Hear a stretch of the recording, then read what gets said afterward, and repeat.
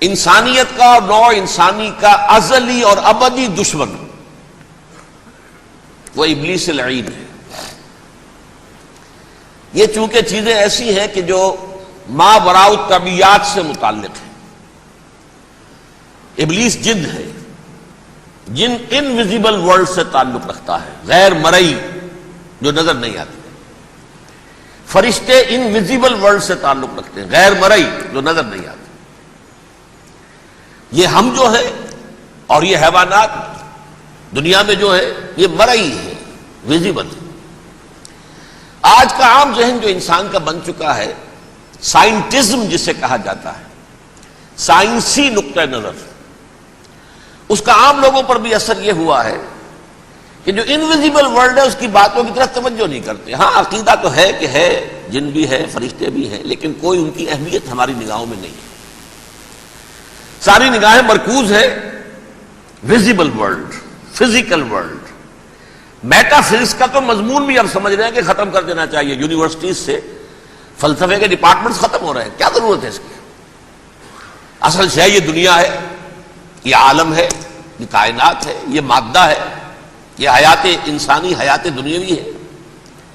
اس پر میرا جو مارکت العرا مضمون تھا 1967 کے جون میں جو چھپا تھا، اسلام کی نشرت ثانیہ کرنے کا اصل کام، کہ جو عہد حاضر کی جو تہذیب ہے اس کے 3 بنیادی اصول کیا ہیں؟ خدا ہے یا نہیں ہے چھوڑو، اس بحث پہ نہ پڑھو، کائنات تو ہے نا، مادہ تو ہے نا، روح کوئی شے ہے یا نہیں ہے کیا پتا، کسی نے دیکھی نہیں آج تک، لہذا اس کے بارے میں گفتگو کا فائدہ کیا، وقت کا سیاہ۔ عالم آخرہ کوئی ہے یا نہیں ہے کیا پتا، کس نے آ کے بتایا مرنے کے بعد، لہذا اس بحث میں نہ پڑھو، یہ عالم دنیا تو ہے نا، اٹس ویری مچ پریزنٹ، لہذا ساری توجہ اس پر صرف کرو۔ تو خدا کے مقابلے میں کائنات پر توجہ، روح کے مقابلے میں مادے اور جسم پر توجہ، حیات اخروی کے مقابلے میں حیات دنیاوی پر توجہ۔ یہ ہے اصل میں کرکس آف دی میٹر، اس تہذیب جدید کا خلاصہ یہ۔ ان جانداروں میں ایک تقسیم ہے،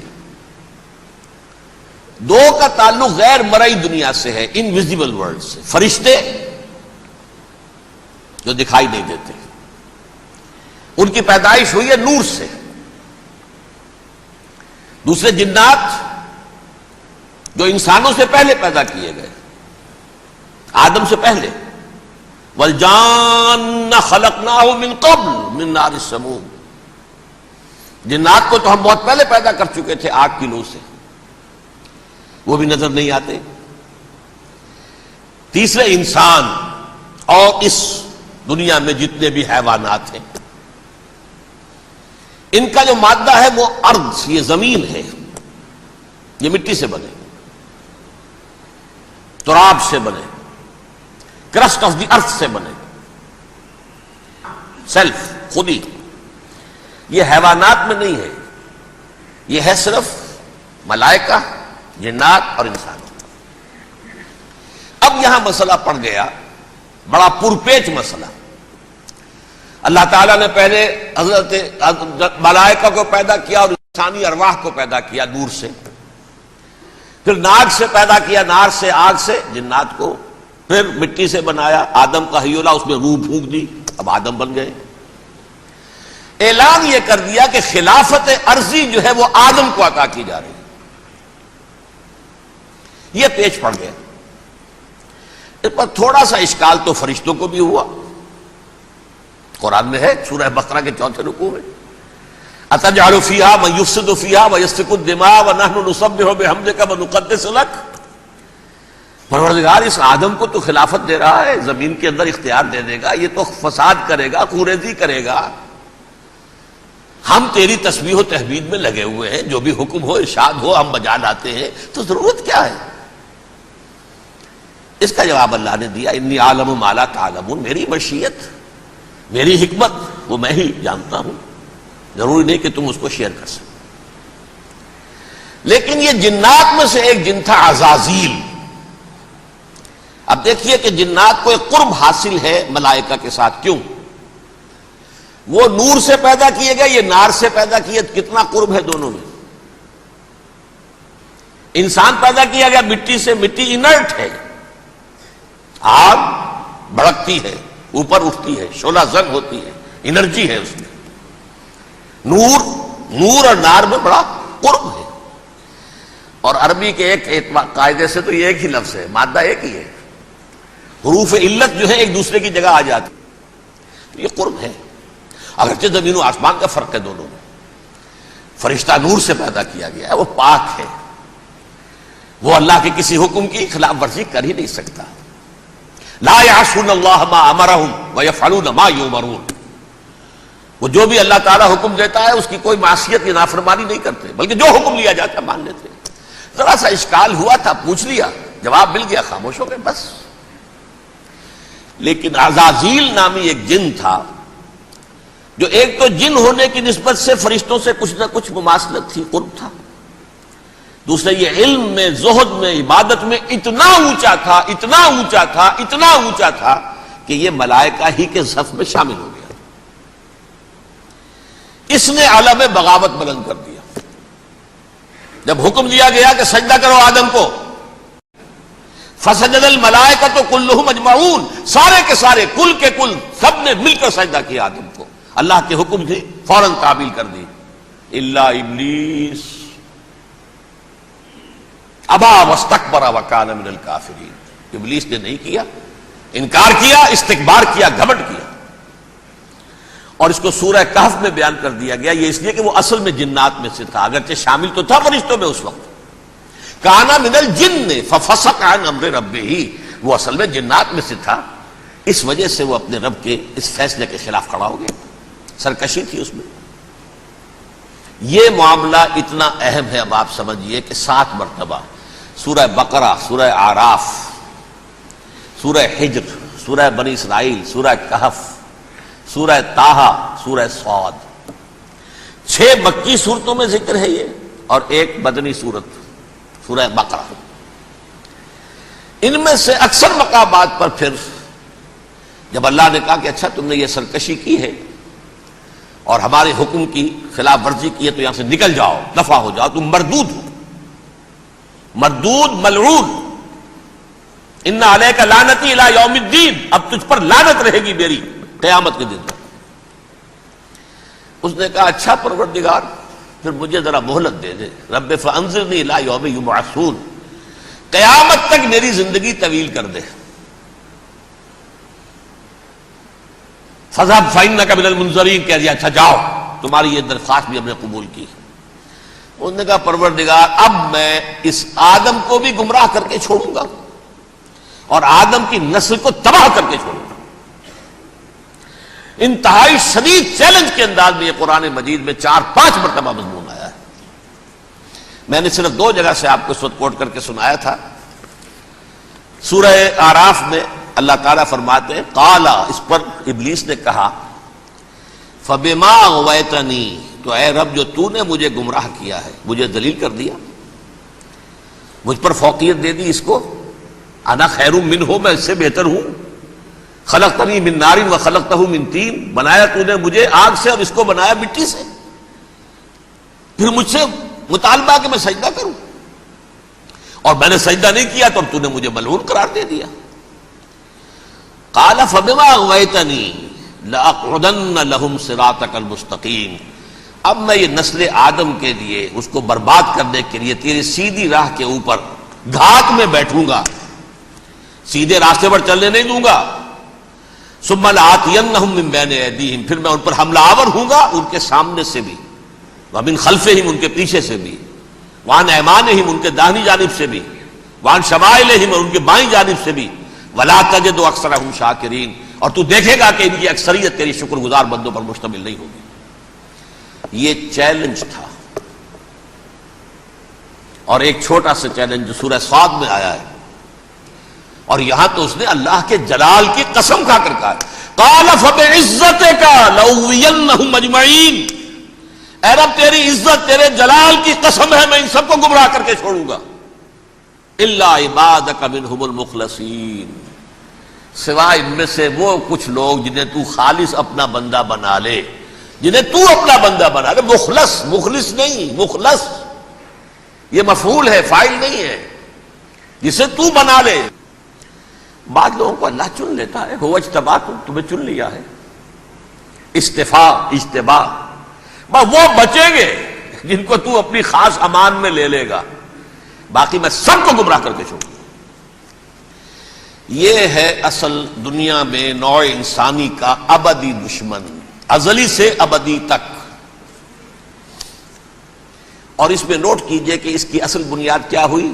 دو لفظ، تکبر اور حسد۔ استکبرا، تکبر کیا، انا خیر منہ، میں اس سے بہتر ہوں۔ یہ ساری بس کی گانٹھ یہی ہے، سب سے بڑی گمراہی کی وجہ یہی ہے۔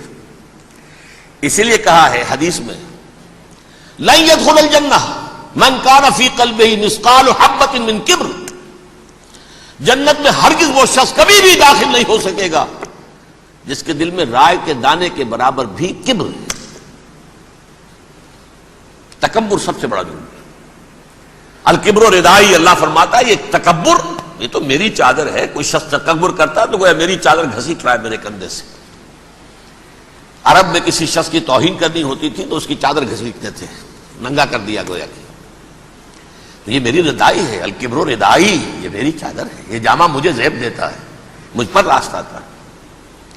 اور حسد، آدم کو جو برتری عطا ہو گئی، اس حسد کی آگ میں وہ جل رہا ہے اور اس کا انتقام لینا چاہتا ہے۔ آدم سے بھی، آدم کو بھی گمراہ کیا، جنت سے نکلوایا۔ ویسے نکلنا تو انہیں تھا ہی مشیت اذنی میں، لیکن فوری طور پر اللہ کے حکم کی خلاف ورزی تو کروائی نا۔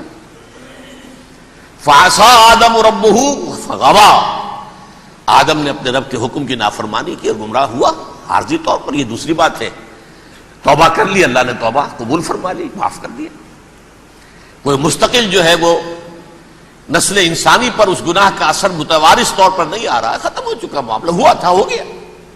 فتلقى آدم من ربہ کلمات فتاب علیہ انہ هو التواب الرحیم۔ اور توبہ کی شان یہ ہے جب وہ قبول ہو جائے اللہ کی جناب میں، کہ التائب من الذنب کمن لا ذنب لہ، گناہ سے توبہ کرنے والا ایسے ہوتا ہے جیسے اس نے کبھی گناہ کیا ہی نہیں تھا۔ لیکن بہرحال وہ گمراہ کرنے میں کامیاب ہو گیا، حضرت آدم اور حوا کو بھی۔ اور نوع انسانی کی عظیم اکثریت، عظیم اکثریت، عظیم اکثریت اس کے داؤ میں آئی ہوئی ہے نہیں۔ کتنے ہیں وہ عباد اللہ المخلصین، الا عبادک منہم المخلصین، کتنے ہیں جو واقعتاً خالصتاً اللہ کے بندے بن گئے ہوں، جنہیں اللہ نے اپنا بنا لیا، اپنا قرار دے دیا۔ اب اس کے ساتھ نوٹ کیجئے، اس ابلیس کے ساتھ ایک فوج بھی ہے، جسے قرآن مجید میں کہا گیا ہے یہ اس کی پارٹی ہے، حزب الشیطان، یہ اکیلا نہیں ہے۔ ایک تو وہ عزازیل ہے، اس کی طویل ترین عمر اللہ نے دے دی، وہ تو قیامت تک رہے گا۔ باقی بھی جنات جو ہیں ان کی نسل میں سے، جو اس کی نوع میں سے، اس کی نسل میں سے، جنات کی عمریں انسانوں کی عمروں سے زیادہ ہیں، بہت زیادہ ہیں، لیکن پھر بھی اتنی نہیں ہے۔ یہ خاص ہے اس کا معاملہ کہ اس نے کہا تھا رب انظرنی الی یوم یبعثون، مجھے دے دے مہلت اس وقت تک تاکہ میں ثابت کر کے دکھا دوں کہ جسے تو نے یہ خلافت دیا یہ اس کا اہل نہیں ہے۔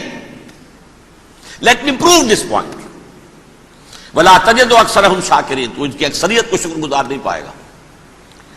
وہ ابلیس جو ہے وہ ریکروٹ کرتا ہے اپنے فوجی، اول تو خود جنات میں سے، جو اس کے نمبر 1 لشکری ہے۔ قرآن مجید میں اس کا اشارہ دیا گیا ہے، انہو یراکم ہوا وقبیلہ من حیث لا ترونہم۔ دیکھو لوگو، اے انسانوں، وہ ابلیس لعین عزازیل اور جو اس کی قبیلے کے لوگ ہیں، جنات ہیں، وہ تمہیں وہاں سے دیکھتے ہیں اور تاکتے ہیں اور حملہ کرتے ہیں جہاں سے تم انہیں نہیں دیکھتے۔ وہ غیر مرئی ہیں، انویزیبل ہیں، تمہیں نظر نہیں آتے۔ ویزیبل دشمن کا وار تو روک لو گے، انویزیبل کا کیسے روکو گے؟ انہو یراکم ہوا وقبیلہ، اکیلا ہی نہیں ہے وہ تو تمہیں تاکتا ہے، تم پر حملہ کرتا ہے، گھات میں لگ کر جو ہے تمہارے اوپر حملہ کرتا ہے، وہ بھی اور اس کے ساتھ اس کے قبیلے کے لوگ جنات بھی، من حیث لا ترونہم، جہاں سے کہ تم انہیں نہیں دیکھتے۔ لیکن اس کے علاوہ وہ انسانوں میں سے بھی ریکریوٹ، رنگ روٹ وہ برپا کر، وہ جو ہے ان کو اپنے پاس رکھتا ہے فوج کے اندر، جس کی سب سے بڑی مثال کیا ہے؟ سورہ مجادلہ میں اللہ تعالیٰ نے منافق، حالانکہ وہ کون تھے؟ بظاہر حضور کا کلمہ پڑھنے والے، حضور کے پیچھے نماز پڑھنے والے، اسلام کا دعویٰ کرنے والے، ان کو اللہ فرماتا ہے اولئک حزب الشیطان الا ان حزب الشیطان هم الخاسرون، یہ شیطان کی پارٹی کے لوگ ہیں۔ وہاں مقابلے میں آیا ہے اولئک حزب اللہ الا ان حزب اللہ هم المفلحون، یہ دو پارٹیاں ہیں، حزب اللہ اللہ کی پارٹی جو اس کے مخلص بندے ہیں، وہ اللہ کی پارٹی، اور جو شیطان کے مرید بن گئے اس کے ہاتھ پر بیعت کر لی، لہذا وہ اس شیطان کی پارٹی کے لوگ ہیں، چاہے وہ انسان ہو چاہے جن ہو۔ تو انسانوں میں سے بھی اس کے حزب میں، اس کی پارٹی میں اس کے ایجنٹ ہیں اور بہت ہیں، بلکہ بہت سے تو ایسے ہیں کہ جو جنات کے بھی کان قطر دیں، ان کو بھی شیطنت سکھا دیں، پڑھا دیں۔ لیکن اب ایک بات سمجھیے، ایک دنیا میں نسل اور قوم بھی ایسی ہے جو ایک خاص وقت سے بحیثیت مجموعی من حیث القوم ابلیس کی ایجنٹ بن گئی ہے۔ وہ کون ہے؟ وہ یہودی ہے۔ یہ یہودی قوم جو ہے، اس میں ایک تو کچھ یہ کہ ان کی فطرت کے اندر یہ تھا کہ ہم ہیں اصل انسان، باقی انسان جو ہے وہ انسان نما حیوان ہے، ان کی کوئی حیثیت ہی نہیں، ہم ہیں اصل انسان، نحن ابناء اللہ واحباؤہ۔ باقی یہ جنٹائلز، یہ گوئمز، غیر یہودی، یہ تو حیوانات ہیں۔ اب جیسے کہ انسانوں کو حق ہے کہ حیوانوں کو ایکسپلائٹ کریں، استعمال کریں، گھوڑے کو آپ ٹانگے میں باندھ دیں کہ نہیں، اس کی پسینے کی اور محنت کی کمائی ہے جو کھاتا ہے ٹانگا چلانے والا۔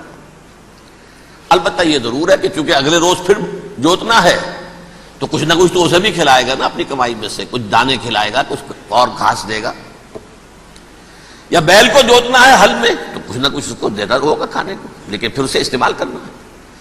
تو ان کا مستقل قول یہ ہے کہ اصل انسان ہم ہیں، باقی پوری نوع انسانی ہمارے لیے حیوانوں کے درجے میں، ہم چاہیں جس طرح انہیں استعمال کریں، ایکسپلائٹ کریں، دھوکہ دیں، جیسے چاہیں، لوٹیں، کھسوٹیں، سب کچھ کریں، بدہضی کریں، ان سے سود لیں، سب کریں، جو بھی ممکن طریقہ ہو، یہ ہمارے لیے ہم ڈومینیٹ کریں گے، اور یہ در حقیقت ہمارے اعلی کار ہیں۔ ایک تو اس اعتبار سے یہود بقیہ پوری نوع انسانی کے دشمن بن گئے۔ قرآن مجید کی وہ آیت بھی میں نے آپ کو سنائی ہے، وَقَالُوا لَيْسَ عَلَيْنَا فِي الْأُمِّيِّينَ سَبِيلٌ، یہ امیین کہتے تھے نا ان کو، جو غیر یہودی ہیں، کیونکہ ان کے پاس کتاب تھی، تورات تھی، اور کتاب نہیں تھی کسی کے پاس، لہذا یہ ان پڑھ ہے، پاگل ہے، جاہل ہے، امی ہے، ہم ہیں صاحب کتاب، ہمارے پاس شریعت، ہمارے پاس کتاب، یہ لوگ ان پڑھ ہیں، جاہل ہیں۔ لیسا علینا فی الامیین سبیل، ان امیین کو ہم لوٹیں، کھسوٹیں، دھوکہ دیں، فریب سے جو کریں، چوری کریں، ڈاکہ ڈالیں، جیب کے قطرے، جس طرح بھی کریں ہمارے لیے جائز ہے، ہمارے اوپر کوئی گرفت نہیں ہوگی۔ اللہ تعالیٰ ہم سے یہ نہیں پوچھے گا تم نے جھوٹ کیوں بولا تھا اس کے ساتھ، تم نے وعدہ خلافی کیوں کی تھی اس کے ساتھ، تم نے کیوں دھوکہ دیا تھا اس کو، تم نے کیوں اس کا مال جو ہے غبن کر لیا تھا، ہڑپ کر لیا تھا، نہیں، ہم پر پوچھ نہیں ہے۔ اس اعتبار سے ایک تو یہ انسانیت کی دشمنی ان کی گھٹی میں پڑ گئی، اس غلط خیال کی وجہ سے ہم تو بخشے بخشائے ہیں، we are the chosen people of the lord, ہمیں تو اللہ اگر جہنم میں داخل بھی کرے گا تو صرف چند دن، لن تمسنا النار الا ایاما معدودات، باقی اصل میں تو ہم تو اللہ کے پسندیدہ، نحن ابناء اللہ واحباؤہ، اس کے بیٹوں کے مانند بڑے چہیتے ہیں، لاڈلے ہیں، یہ باقی دنیا، باقی انسان ہماری چراہ گاہ ہے، جیسے چاہے چریں، جس طرح چاہے ہڑپ کر جائیں۔ یہ تو ان کا پہلے سے مستقل معاملہ تھا، لیکن اس کے بعد ان کی تاریخ میں ایک دور وہ آیا جب حضرت مسیح علیہ السلام ان میں مبعوث کیے گئے۔ یہ 1400 سالہ تاریخ کا کلائمیکس ہے یہود کی۔ جب کتاب انہیں دی گئی تھی تورات حضرت موسیٰ کے ذریعے، وہ 1400 قبل مسیح کا واقعہ ہے۔ اس وقت سے لے کر اللہ کا وہ فضل ان پر ہوا کہ کوئی ایک لمحہ ایسا نہیں آیا 1400 برس میں کہ ان کے ہاں کوئی نہ کوئی نبی موجود نہ۔ یہ تار ٹوٹا ہی نہیں، 2 سے شروع ہوا، موسیٰ ہارون علیہ السلام، اور 1400 برس کے بعد پھر آخری 2 ہیں، عیسیٰ اور یحییٰ علیہ السلام۔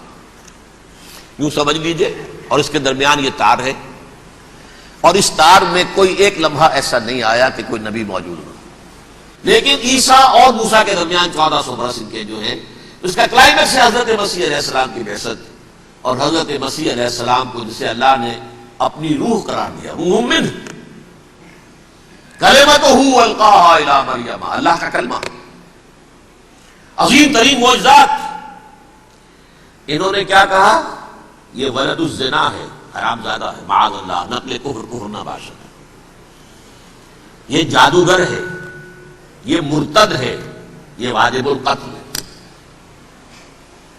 اصل حکومت اس وقت حکومتوں کی تھی حکومت، لیکن انہوں نے انہیں آٹونومی دے رکھی تھی، اپنے مذہبی معاملات تم خود طے کر سکتے ہو۔ تو قائفاس جو اس وقت کا ان کا ہیڈ ربائی تھا سب سے بڑا، اس کی عدالت نے فیصلہ کیا مسیح کو سولی چڑھا دیا جائے۔ پائلیٹس پونٹس، اس کے پاس ان کے ازداج پہنچ کے، یہ ہمارا مجرم ہے مذہبی، یہ مرتد ہے، یہ کافر ہے، یہ جادوگر ہے، یہ واجب القتل ہے، اسے قتل کرو، سولی چڑھا دو۔ خیر وہ لمبی بات ہو جائے گی، اس نے تو اپنے ہاتھ دھوئے تھے، صاحب ہمارے پاس کوئی جرم نہیں ہے اس کے خلاف، تم کہتے تو ٹھیک ہے سولی چڑھا دیتے۔ یہ دوسری بات ہے کہ اللہ نے حضرت مسیح کو اٹھا لیا آسمان پر، ان کی جگہ وہ شخص سولی چڑھا جس نے غداری کر کے گرفتار کروایا تھا، جوڈاس اسکیریوٹ، اس کی شکل اللہ نے بدل دی حضرت مسیح کی سی، اور حضرت مسیح کو فرشتے اٹھا کے اوپر لے گئے، وہ زندہ آسمان پر اٹھا لیے گئے۔ اور یہ ساری تفاصیل نہ قرآن میں ہے نہ حدیث میں ہے، یہ انجیل میں ہے، لیکن انجیل کون سی؟ برنباس کی انجیل، gospel of the lord according to Saint Barnabas. یہ حواریین مسیح میں سے تھے، لیکن عیسائی ان کو تسلیم نہیں کرتے، ان کی بائبل کو صحیح نہیں مانتے، کینونیکل نہیں مانتے۔ 100 انجیلیں تھی، 104 تھی، جن میں سے 4 چنی ہیں انہوں نے، یہ متی اور جان اور مرکس مارکس، یہ ہے، تو یہ 4 انجیلیں ہیں، انہوں نے تسلیم کیے کہ یہ کینونیکلز ہیں، یہ تو ہے حقیقی، باقی جو ہے 100 اس کو وہ تسلیم نہیں کرتے۔ ان میں سے ایک ہے یہ برنباس، اس میں یہ تفصیل ہے کہ اللہ تعالیٰ نے اس شخص کی، جیوڈاس کی، یہودا، جیوڈاس اس کو انگریزی میں کہتے ہیں، اس کی شکل بدل دی حضرت مسیح کی سی، وہ گرفتار ہوا، وہ سولی چڑھا۔ وہ غدار تھا، غداری کی سزا اسے ملنی تھی، وہ مل گئی۔ حضرت مسیح کو فرشتے 4 اٹھ رہے ہیں، جس کوٹڑی میں حضرت مسیح مقیم تھے، ایک باغ کے اندر روپوش تھے، اس کی چھت پھٹی ہے، 4 فرشتے آئے ہیں، حضرت مسیح کو اٹھا کر لے گئے ہیں، چھت برابر ہو گئی ہے، اس کے بعد وہ شخص پکڑا گیا۔ بہرحال حضرت مسیح کو اللہ نے اٹھا لیا آسمان۔ لیکن وہ دن ہے کہ اس قوم کو اب مغضوب علیہم قرار دے دیا گیا۔ نوٹ کر دیجیے، اصل میں تو ہونا یہ چاہیے تھا کہ رسول کی جان کے در پہ جب کوئی امت ہو جاتی تھی تو اللہ کا قاعدہ یہ تھا کہ اس امت کو نسیہ منسیہ کر لیا جائے۔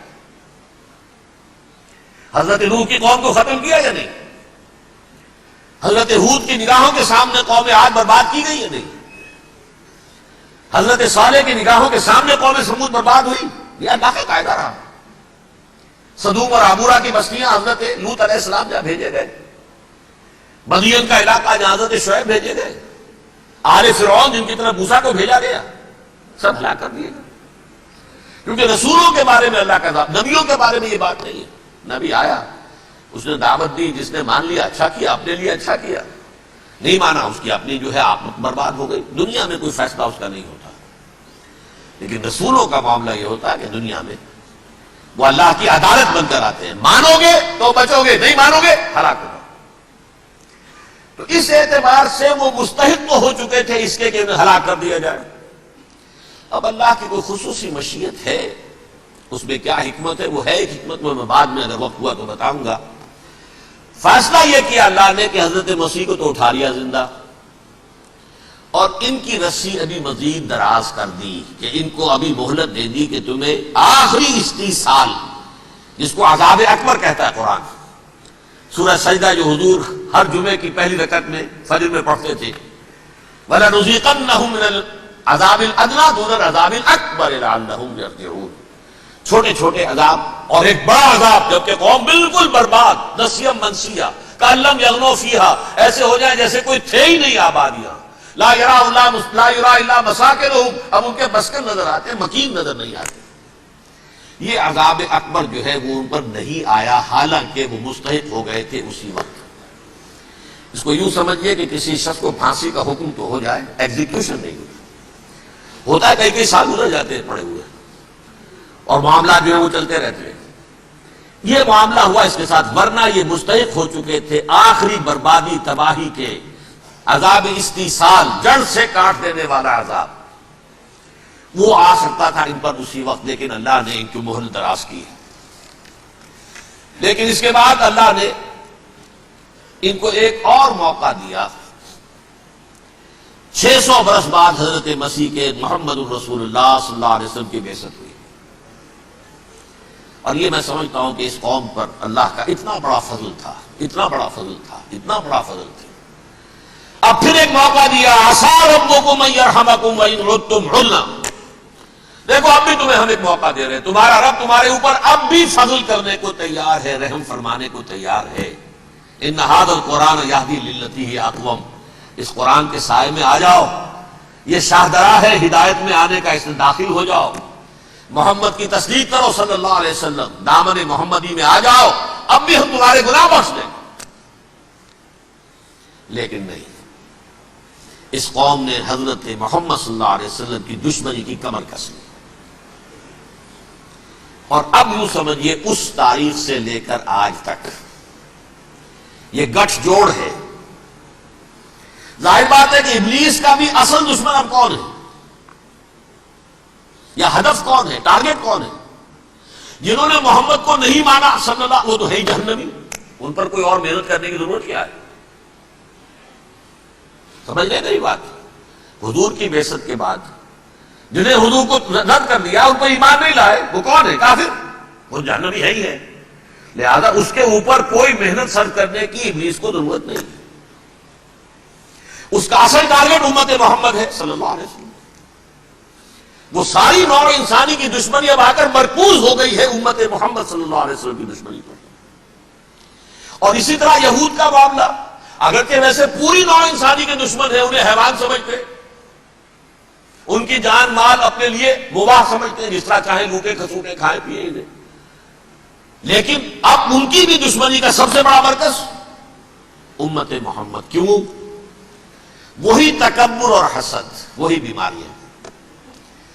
انہیں تکبر یہ ہو گیا تھا کہ 2000 سال سے یہ نبوت ہماری میراث، ہماری جاگیر،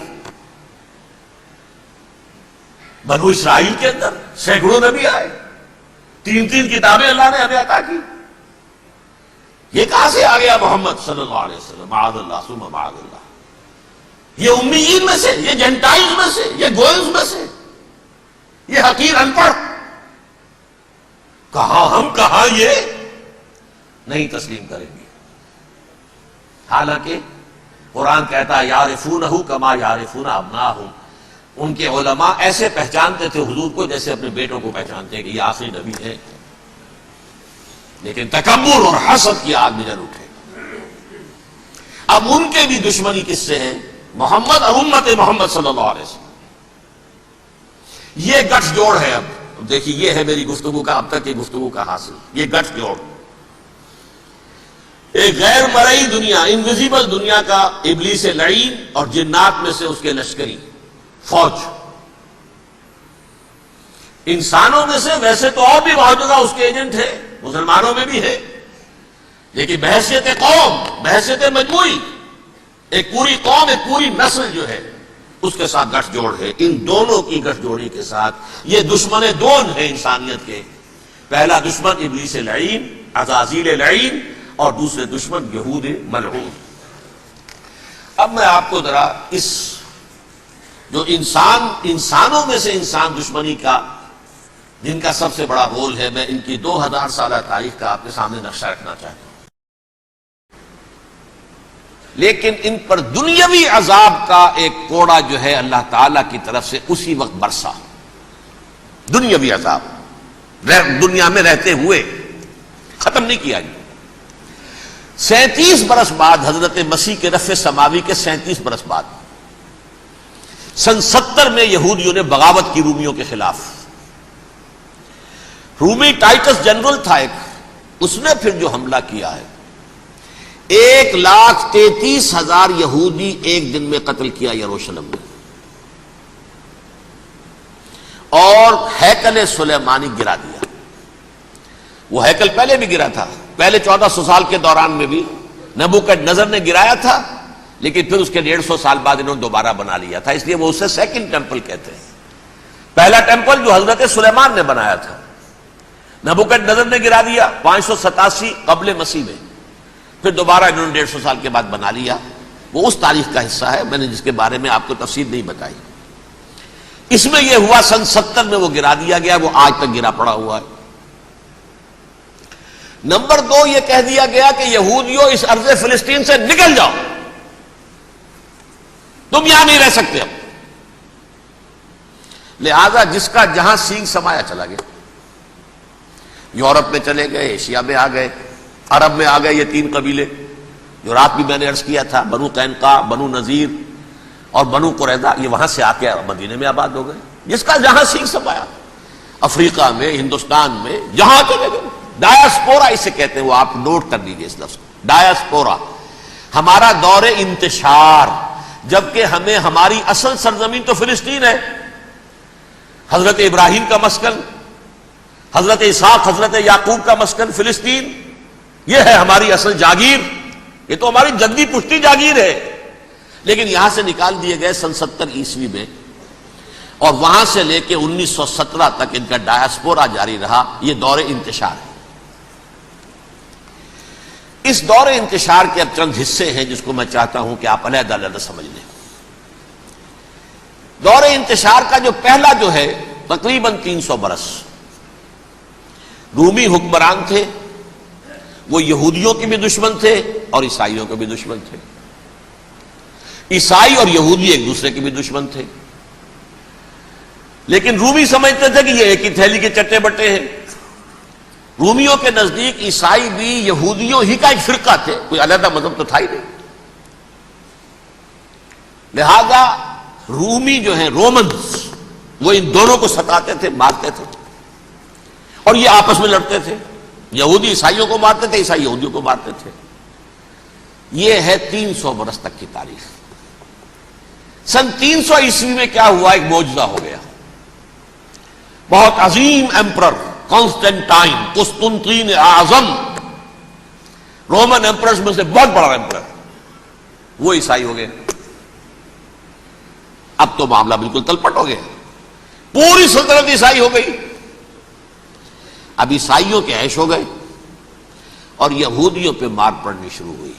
اب عیسائیوں کا آپ خود سوچئے کہ جنہیں وہ خدا بنا بیٹھے ہیں، خدا کا بیٹا قرار دے رہے ہیں، ان کے قاتل کون؟ یہودی بدماش. لہذا ان کی وہ پٹائی شروع ہوئی ہے یورپ میں، پوری رومن امپائر میں. انہیں ذلیل کیا گیا، شہروں میں آمد بند، علیحدہ رہو، گھیٹوز کے اندر رہو.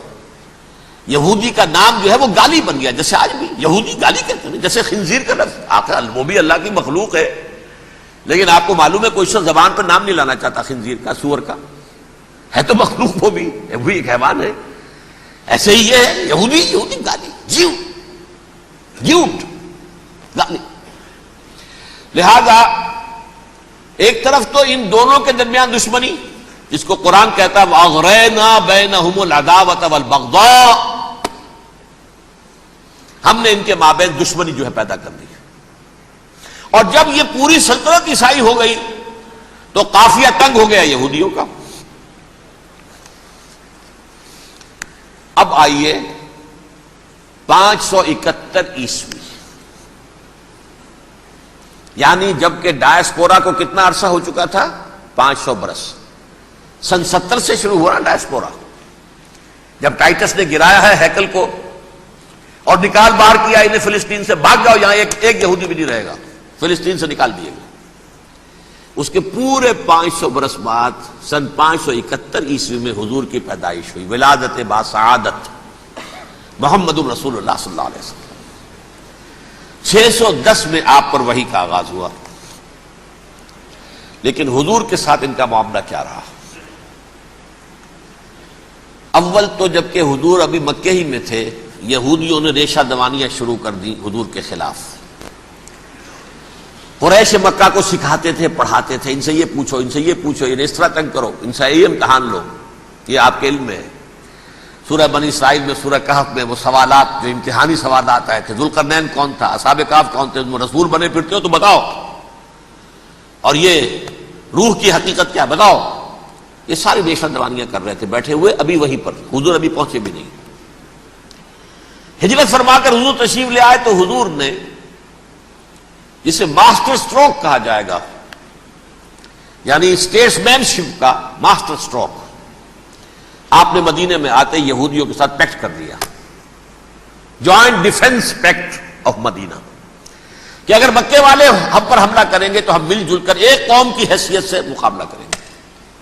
یہ میثاق مدینہ کہلاتا ہے، جس کے بہت غلط معنی پہنائے جا رہے ہیں آج کل۔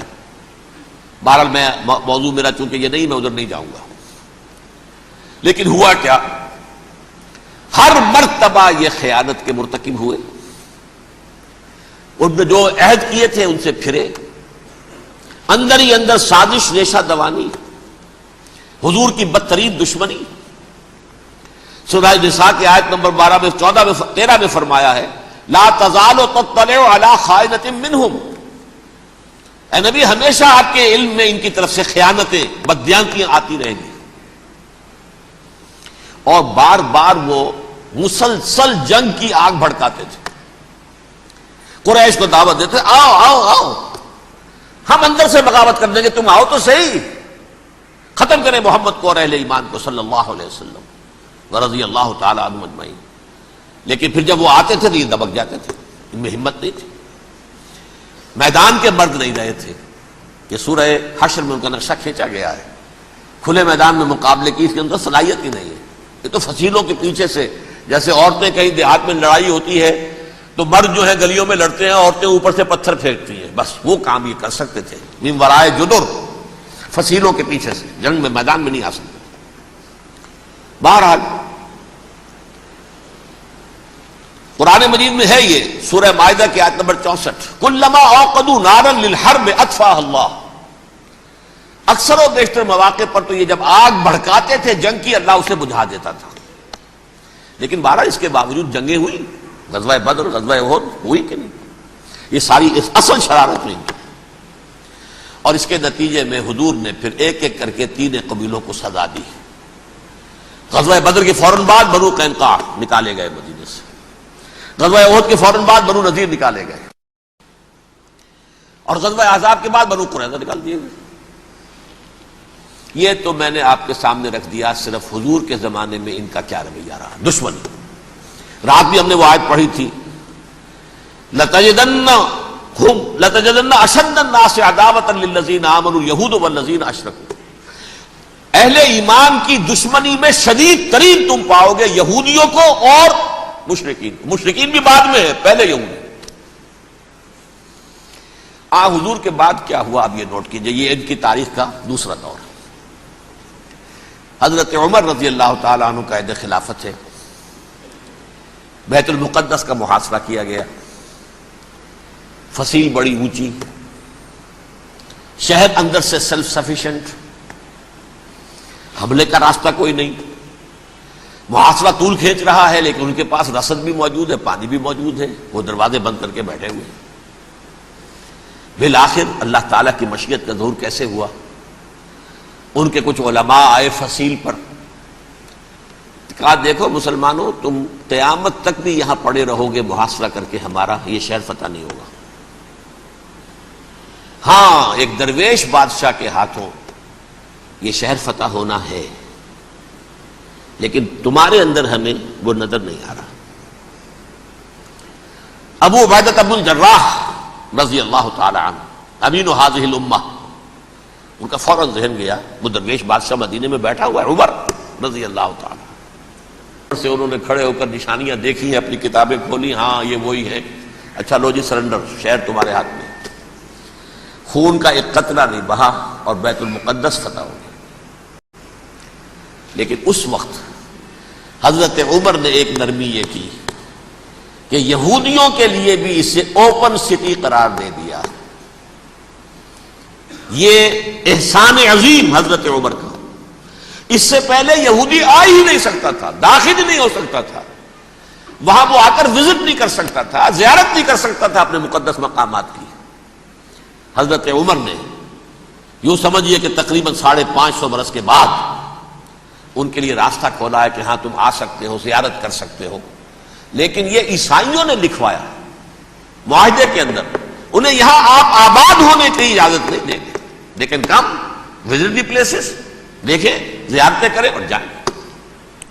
یہ معاہدہ حضرت عمر کا ہے رضی اللہ تعالیٰ، جو پھر خلافت راشدہ کے بعد بنو امیہ نے بھی اس کو آنر کیا، بنو عباس نے کیا، پھر جو ہمارے یہ ترکوں میں اندر خلافت آئی تو ترک خلفاء نے بھی اس معاہدے کی پوری پابندی کی۔ فلسطین میں آ سکتے ہیں یہودی صرف زائرین کی حیثیت سے، وہاں آباد نہیں ہو سکتے۔ اب آئیے اگلا دور آیا حضرت عثمان کا دور خلافت۔ یہ ہے وہ وقت کہ اب یہود نے امت مسلمہ کی پیٹھ میں چھرا گھونپا۔ وہ کیسے؟ ایک یہودی عبداللہ ابن سبا اسلام کا لبادہ اوڑھ کر آ گیا، معاشرے کا جائزہ لے لیا، ان میں بنو ہاشم اور بنو امیہ میں جو پرانی کشاکش تھی اس کے کچھ نہ کچھ جراثیم باقی ہیں، اگر ان کو ذرا بھڑکا دے تو مسلمانوں میں انتشار پیدا ہو جائے۔ کہا یہ عثمان کون ہے؟ یہ تو بنو امیہ میں سے ہے، یہ حق تو بنو ہاشم کا ہے، خلافت ان کے پاس ہونی چاہیے، محمد کے تو رشتہ دار وہ ہے صلی اللہ علیہ وسلم۔ عوام الناس کے اندر بات پھیلنی شروع ہوئی، پھر ایک بڑی سازش کے انداز میں حضرت عثمان کے خلاف پروپیگنڈا، حضرت عثمان کے جو عاملین تھے، گورنر تھے، ان کے خلاف پروپیگنڈا، اور ایسی ہوشیاری کرتے تھے کہ کوفے میں کوفے کے حاکم کے خلاف کچھ نہیں کہنا، اجی مصر میں یہ ہو رہا ہے، اجی شام میں یہ ہو رہا ہے، اجی یہ جو عثمان ہے وہ یہ کر رہا ہے، یہ ظلم ہو رہا ہے، یہ لوٹ مار ہو رہی ہے، یہ خیانتیں ہو رہی ہیں۔ اب نہ تو اس زمانے میں مینز آف کمیونیکیشن، کیسے تصدیق کریں؟ افواہیں تو آپ آج کراچی کے اندر شروع ہو جائے تو پتہ نہیں چل سکتا کسی کو کہ کیا اس میں صداقت ہے کیا جھوٹ ہے، اور بری بات جو ہے فطرت انسانی کی کمزوری ہے وہ فوراً قبول کرتا ہے، کسی کے بارے میں اچھی بات ماننے کو تیار نہیں ہوتا لیکن بری بات تو فوراً تیار۔ بہرحال یہ فتنہ انہوں نے اٹھایا، حضرت علی کی الوہیت کا فتنہ اٹھایا، حضرت عثمان کے خلاف الفتنۃ الکبریٰ برپا کیا، حضرت عثمان شہید ہوئے، اس کے بعد 5 برس تک مسلمان ایک دوسرے کی گردنیں کاٹتے رہے، باہمی خانہ جنگی ہوئی، امت کو وہ زخم لگایا ہے جو آج تک جس سے خون رس رہا ہے۔ یہ شیعان عثمان اور شیعان علی تھے جو بعد میں پھر سنی اور شیعہ ہو اور آج تک ہیں۔ فتنہ کس نے جگایا؟ ایک عبداللہ ابن سبا یہودی اور اس کے کارندے، شیطان کا ایجنٹ، اور انسانوں میں سے بھی اس کے جو بھی حواریین تھے اور شیطانوں کے اندر سے بھی تھے، انہوں نے بھی اس آگ کو بھڑکایا۔ یہ آپ سوچ لیجئے کہ یہ کس نے وہ زخم لگایا؟ یہودی۔ اگلا دور آیا، خلافت راشدہ ختم ہوئی، بنو امیہ کا بھی دور کافی گزر گیا۔ طارق ابن زیاد 712 عیسوی میں حملہ کرتے ہیں اسپین پر۔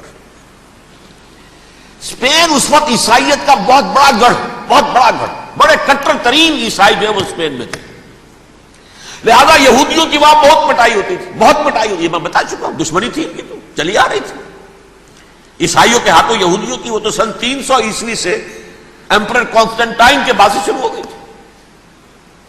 اس حوالے سے یہودیوں نے اس وقت چالاکی یہ برتی، کچھ راستے واسطے بتائے، کچھ مدد کی طارق ابن زیاد کی۔ طارق ابن زیاد نے انہیں اپنا محسن سمجھا، ہسپانیہ فتح ہو گیا تو یہودی چونکہ محسنین کی فہرست میں آ چکے تھے، انہیں بہت اقتدار نصیب ہوا، بڑی سپورٹ مسلمانوں نے دی۔ ان کے بڑے بڑے علماء جو ہیں اسی دور کے اندر پیدا ہوئے، بڑے بڑے تھنکرز ان کے اسی دور میں پیدا ہوئے. بن گوریون جو کہ ایک وزیر اعظم تھا اسرائیل کا، اس نے یہ لکھا اپنی کتاب میں، Muslim Spain was the golden era of our diaspora. وہ ڈائسپورا جو 70 عیسوی سے شروع ہوا تھا اور 1917 عیسوی تک جاری رہا ہے، اس میں سے گولڈن ایرا ہمارا جو تھا وہ مسلم اسپین تھا. ہسپانیہ میں بیٹھ کر ہم نے عیش کیے. لیکن وہاں سے انہوں نے اور جو کچھ کیا، یہ تو داستان کے تو بہت سے گوشے ہیں، لیکن میں جس اسٹریٹ لائن میں چل رہا ہوں اس کے اعتبار سے ایک بات سمجھ لیجیے. وہاں بیٹھ کر انہوں نے اب عیسائیت کی پیٹھ میں چھرا گھونپا، پروٹیسٹنٹ مذہب پیدا کیا، تقسیم کر دیا. جیسے شیعہ سنی کی تقسیم، عبداللہ ابن سبا. رومن کیتھولک اور پروٹیسٹنٹ کی تقسیم، یہودی علماء. ہوتا کیا تھا؟ ہسپانیہ کی یونیورسٹیاں ہیں، کارڈووا میں ہے، ٹولیڈو میں ہے، گریناڈا میں ہے، غرناطہ، قرطبہ، تولیتلا، اور وہاں آتے تھے لوگ. فرانس سے چلے آ رہے ہیں نوجوان پڑھنے کے لیے، جرمنی سے چلے آ رہے ہیں، اٹلی سے چلے آ رہے ہیں. 3 ہی ملک قریب ترین پڑھتے ہیں سینٹرل جو یورپ کے ہیں. یہاں پر جو ہے وہ اسلام جو نور پھیلا رہا تھا اس سے بھی مستفیض ہوئے. جہالت کے جو ہے پردے ان کے وہ چھٹے. اس کے ساتھ ہی وہ یہودی وہاں ان کے اندر جو جراثیم داخل کر رہے تھے وہ اس عیسائیت کے خلاف بغاوت تھی جو اس وقت دنیا میں عیسائیت اس وقت تھی. پوپ کا راج تھا دنیا میں اس وقت. یورپ میں جو عیسائیت تھی اس میں ایک طرف بادشاہ تھے، لیکن بادشاہوں کی حیثیت وہاں پر یوں سمجھ لیجئے کٹ پتلیوں کی تھی. اصل قوت پوپ کے ہاتھ میں تھی. اور پوپ کو انہوں نے جیسے قرآن نے کہا اتخذوا احبارهم ورهبانهم اربابا من دون اللہ. چونکہ سینٹ پال نے شریعت موسوی ساقط کر دی تھی تو اب شریعت تھی ہی نہیں. پوپ کو اختیار تھا جس چیز کو چاہے حلال قرار دے دے، جس چیز کو چاہے حرام قرار دے دے. اتخذوا احبارهم ورهبانهم اربابا من دون اللہ. انہوں نے کہا صاحب یہ پوپ کس بلا کا نام ہے، یہ بھی انسان ہے. بات تو ٹھیک تھی نا، اصل حیثیت تو کتاب کی ہونی چاہیے نا، ڈیوائن بک، دی ریویلڈ اسکرپچر. لہذا اور یہ کتاب ہر شخص پڑھ سکتا ہے. کوئی پوپ کے باپ کو جو ہے کوئی اس کے لیے پروپرائٹری رائٹس تو نہیں ہے کہ صرف پوپ پڑھ سکتا ہے یا پادری پڑھ سکتے ہیں. ہم بھی پڑھ سکتے ہیں، ہم بھی سمجھ سکتے ہیں. یہ باتیں تھی کہ جن کو بڑھا چڑھا کر بیان کر کے اور پوپ کا اقتدار ختم کرا دیا اور توجہ مرکوز کر دی بائبل کی طرف. اب بائبل میں بڑا حصہ تو اولڈ ٹیسٹامنٹ کا ہے. نتیجہ کیا ہوا؟ یہود کی عظمت پروٹیسٹنٹس کے نزدیک مسلم ہو گئی. اصل قوم تو یہ ہے. وہ دشمنی بدلی کہ نہیں بدلی؟ موسیٰ کے امتی یہ ہے، تورات موسیٰ کو دی گئی، ابراہیم کی نسل یہ ہے.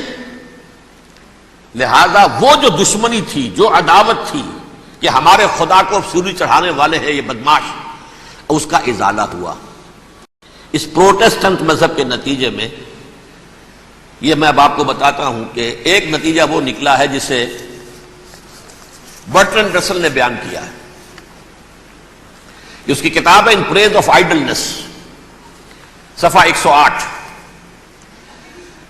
وہ لکھتا ہے the Christians retaining the Judaic belief in special revelation added to it the Roman desire for worldwide domination and the Greek taste for metaphysical subtleties. The combination produced the most fiercely persecuting religion that the world has yet known. یہ 3 چیزیں آ کر عیسائیت میں مل گئی. ایک تو جب یہ اولڈ ٹیسٹمنٹ جو ہے وہ ان کے ہاتھ میں آ گئی، اور اس کے میں کچھ آپ کو بتا دیتا ہوں کہ اولڈ ٹیسٹمنٹ کی تعلیمات، کیونکہ یہ اولڈ ٹیسٹمنٹ جو ہے یہ محرف تھی. اصل تورات تو گم ہو گئی تھی 587 قبل مسیح میں، جب پہلی مرتبہ ہیکل جو ہے تباہ ہوا ہے اس وقت ختم ہو گئی تھی. اس کے کوئی 150 سال کے بعد انہوں نے یادداشتوں سے مرتب کر کے لکھی ہے. اب اس میں ان کے اپنے خیالات، اپنے امانی، اپنی توجیحات وہ شامل ہو گئی. لہذا میں آپ کو حوالے دیتا ہوں اس کتاب کے اندر مظالم کی جو تعلیم دی گئی ہے. اہل کتاب نے اپنے مظالم قتل عام کے جواز کے لیے تورات میں تبدیلیاں کی اور پیغمبروں پر دہشت ناکی اور بدترین حرام کاری کے الزامات لگائے. سنیے، پہلا حوالہ ہے یہ گنتی باب 31 آیات 17-18. اس لیے ان بچوں میں جتنے لڑکے ہیں سب کو مار ڈالو، اور جتنی عورتیں مرد کا منہ دیکھ چکی ہیں ان کو بھی قتل کر ڈالو، لیکن ان لڑکیوں کو جو مرد سے واقف نہیں اور اچھوتی ہیں اپنے لیے زندہ رکھو. یہ کسی اللہ کی کتاب کا یہ جملہ ہو سکتا ہے؟ کسی ریویل بک کا؟ اور سنیے، یہ ہے استثناء ڈیوٹرانومی باب 20 آیت 16-18. پر ان قوموں کے شہروں میں جن کو خداوند تیرا خدا میراث کے طور پر تجھ کو دیتا ہے، کسی ذی نفس کو جیتا نہ بچا رکھنا، جیسا خداوند تیرے خدا نے تجھ کو حکم دیا بالکل نیست کر دینا. مرد، عورتیں، بچے، بوڑھے سب ختم. یہ کتاب مقدس ہے. اور سنیے، سیموئیل باب 27 آیت نمبر 9. اور داؤد نے اس سرزمین کو تباہ کر ڈالا اور عورت مرد کسی کو جیتا نہ چھوڑا. نمبر 4، ان سب آباد شہروں کو ماں، عورتوں اور بچوں کے بالکل نابود کر ڈالا. کتاب استثناء باب 3 آیت 6. یہ ہے جو کہہ رہا ہے برٹرنڈ رسل، کرسچینٹی میں آ کر بھی 3 چیزیں شامل ہو گئی. ایک تو یہ باربیرین یہ تعلیم جو ہے، اور یہ مذہب کے نام پہ تعلیم، یہ کتاب مقدس کی تعلیم. نمبر 2، رومنز کے اندر جو ایک تمنا تھی ورلڈ ڈومینیشن کی، وہ عیسائیت کے اندر آ گئی. اس لیے کہ پوری رومن امپائر جو ہے عیسائی ہو گئی، تو اسے وراثت کے اندر ورلڈ ڈومینیشن کی جو ایک تمنا تھی وہ مل گئی. اور پھر یہ کہ انہوں نے جو توہمات تھے یونانیوں کے، ان کو بھی اپنے ہاں مختلف شکلوں کے اندر جمع کر لیا. ان 3 چیزوں کا the combination produced the most fiercely persecuting religion that the world has yet known. اس کے نتیجے میں دنیا میں تاریخ انسانیت کے اندر جو بدترین خوخار ترین مذہب ہو سکتا ہے وہ شکل عیسائیت نے اختیار کی. اور اس کا مظہر عتم کیا تھا؟ نوٹ کیجئے، صلیبی جنگیں. ایک بات ٹائم ٹیبل کے اعتبار سے نوٹ کر لیجئے گا. فرسٹ ملینیم ختم ہوا، سیکنڈ شروع ہوا. ان کے 1000 سال ختم ہوئے تو 11ویں صدی میں سیکنڈ ملینیم شروع ہوا، تو پہلی صلیبی جنگیں ہوئی. لاکھوں مسلمان قتل کیے گئے.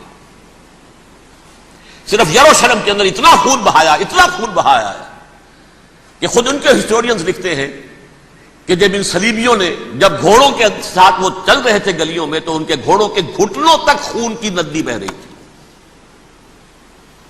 جہاں سے گزرے ختم کرتے چلے گئے، آبادیاں کی آبادیاں ختم کر دی. اگرچہ اس کروسیڈ میں گیہوں کے ساتھ گھن بھی پسا، یہودی بھی بہت مارے گئے. یہ فرانس سے، جرمنی سے جب یہ کروسیڈرز آ رہے تھے، 3000 میل کا سفر طے کر کے آئے تھے. سوچئے تو صحیح. اربن ثانی پوپ جو تھا، آگ لگا دی تھی اس نے پورے یورپ کے اندر.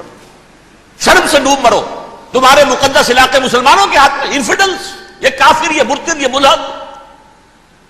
مسیح جہاں پیدا ہوا، مسیح کو جہاں سولی دی گئی، وہ کہاں ہے؟ ان کے ہاتھ میں. وہ آگ لگائی ہے، 3000 میل کا فاصلہ طے کر کے یہ قومیں آئی ہیں وہاں، اور جو تباہی مچائی ہے انہوں نے. تاریخ انسانی میں ایسی بربریت کی کوئی مثال. اور یہ ان کے اپنے ہسٹورینز لکھتے ہیں. شرم کے مارے ایسے محسوس ہوتا ہے جیسے ان کی گردنیں جھکی جا رہی ہوں لکھتے ہوئے.